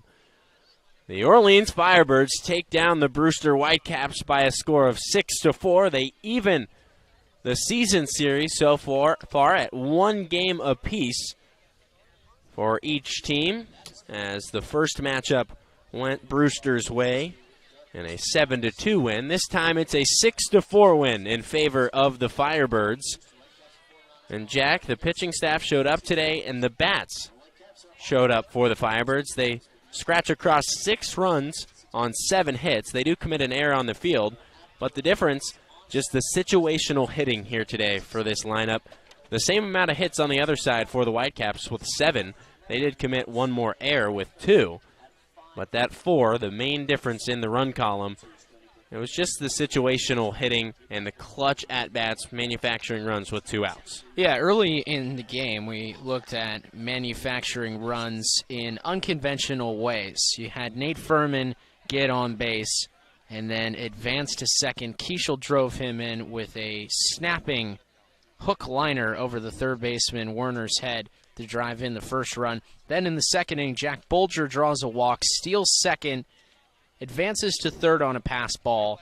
Logan Beard taps a slow chopper right side, scores Bolger. It's 2-0. Even when the Brewster Whitecaps made a bit of a charge, and you expect a team who's coming off a 4-game win streak to make a charge, Luke. The Firebirds had an answer. You look at the 4th inning in a tie ball game. Bolger gets on base. He steals his way to third, and the Firebirds are able to push across another run in that inning. The 5th inning, they do the same. They found unconventional ways to get their runs across in this game, and it starts 1 through 9 with this lineup. They all had an impressive day. Yeah, we're going to go ahead and send it to the 3rd member of our team, and Kevin McNulty, who's standing by with one of the stars of the night in Luke Keshel, who reached base safely all 4 times tonight, had an RBI, a run scored. But we'll send it down to Kevin McNulty. Yeah, that's right, Luke. Luke Keshel on the base paths all over the place tonight, and 6-4 win for the Birds tonight, Luke. It was a real team effort. So how did that come to be, scoring those 6 runs top to bottom? It was kind of all of you contributing. Yeah, I thought everyone had something today that they did really well on the offensive side. Played some clean D for the most part across the whole game, and everyone on offense seemed to do something right, whether it was a bunt or stealing bags or something. Everyone found the way on base. And it probably could have been really easy to get caught up in the pomp and circumstance in yesterday with the no-hitter, but that didn't happen. You guys came out and played a complete game. Why is that? Flip the page. I mean, it was awesome yesterday. Our pitchers did a phenomenal job, especially Bryce, Josh, and Chris to come out and close it. Like, that was awesome, but everyone knew we had to come out here and play because Brewster's a good team, so everyone's on the same page. And the pitching today, a little bit of a different story, but they got out of some jams. They got Brewster to leave some guys on base. What can you say about what they were able to do in tough spots today? Man, they've been lights out all season. They did a great job. Shields, he did great today. I should have picked him up earlier in the game, but I missed that one. He bounced right back, got the next couple guys out. Tommy did good, too. He threw his strikes. He did a great job. I mean, he limited damage when he could. He did phenomenal. I think everybody did a great job today. And last thing for you, you were at first base, a little bit of an unfamiliar position. I imagine it took a little bit of adjusting, but how'd you feel over there by the end of the game? I was good by the end of the game. I mean, I made one mistake, and I should have came off the bag and grabbed it, but at the end of the day, we got to move forward and learn from it. Well, either way, you look good over there. It's Luke Keshel on base 4 times tonight. Birds win 6-4. Luke and Jack, go ahead and close it out. Thank you, Kevin. Nice to hear from Luke Keshel. The final line for him, 2 for 3 with a hit by pitch. Those 2 hits, both singles, had an RBI and 2 runs scored. So all over the action tonight. Some make a couple of nice plays in the field. But overall, for the Firebirds, they win the ball game 6-4. And, Jack, let's go ahead and get your last thoughts. Really all coming together tonight. Yeah, everything came together. I thought the difference between the previous game, a 7-2 loss, and tonight's game was the at-bats that the Firebirds put together and the high level of quality that each one brought. I thought the one play that stood out to me for the most part was Jack Bolger doing everything he could to get a bat on the ball and score a run. Obviously, it was a crazy play, but Bolger getting a bat on the ball in the 7th inning, bouncing in a run in that sequence, that's maybe a play where I feel like the Firebirds strike out in the first couple games of the season, and they did against Brewster in that 7-2 loss. 14 strikeouts, you have that number to 7 today, but we turn our attention back to the Firebirds pitching staff, who they deserve all the praise that we've heaped upon them through 17 games this season. They've been absolutely spectacular. They're the reason that the Firebirds are back above 500. Now it's just up to the Birds. You're on a 2-game win streak. You got some games coming up in the future. You should be able to get on a little bit of a run here, but we don't want to be too presumptuous, get ahead of ourselves, but can you distance yourselves from the gravity of 500? Oftentimes you'll see a team kind of battle their way back to 500, and then all of a sudden they'll just get stuck there. It's almost like you flip the car in neutral and you can't move anymore. And coming up for the Firebirds, you've got Yarmouth Dennis, Brewster, and then Chatham 2 games in a row. If you can go 2-2, even 3-1 in that stretch, you take, let's say, 3 out of your last 5 or 4 out of your last 6. That allows you to distance yourself and establish your identity as a team that lives above 500. Those are the teams that compete for titles. That's exactly right. And tonight they win a ball game to get above 500 at 8-7-2 against the team they're now tied with for 2nd in the East. Tomorrow they get a shot at the Whitey Red Sox, who sit in 1st, and then they come back with a game against Brewster, and then 2 in a row against Chatham. You mentioned it, those all East Division matchups, so a chance for somebody here to grab some key games inside the CCBL East Division and really separate themselves. It's right now the Whitey Red Sox who lead the entire division with a 9-5-2 record, but the Firebirds move to 8-7-2, earn the win 6-4 tonight over the Whitecaps, who dropped to 9-8. But another great night here on the road for the Firebirds. They earn their 2nd victory in a row. But for all the wonderful staff here with the Firebirds, starting with our executive producer in Bob O'Donnell, our production manager in Laura Govin, the 3rd member of our team, sideline reporter Kevin McNulty, always keeping you updated. And then, of course, my partner, Jack Johnson. I'm Luke Maley saying goodnight from Stony Brook Field. The Firebirds win it by a final of 6-4.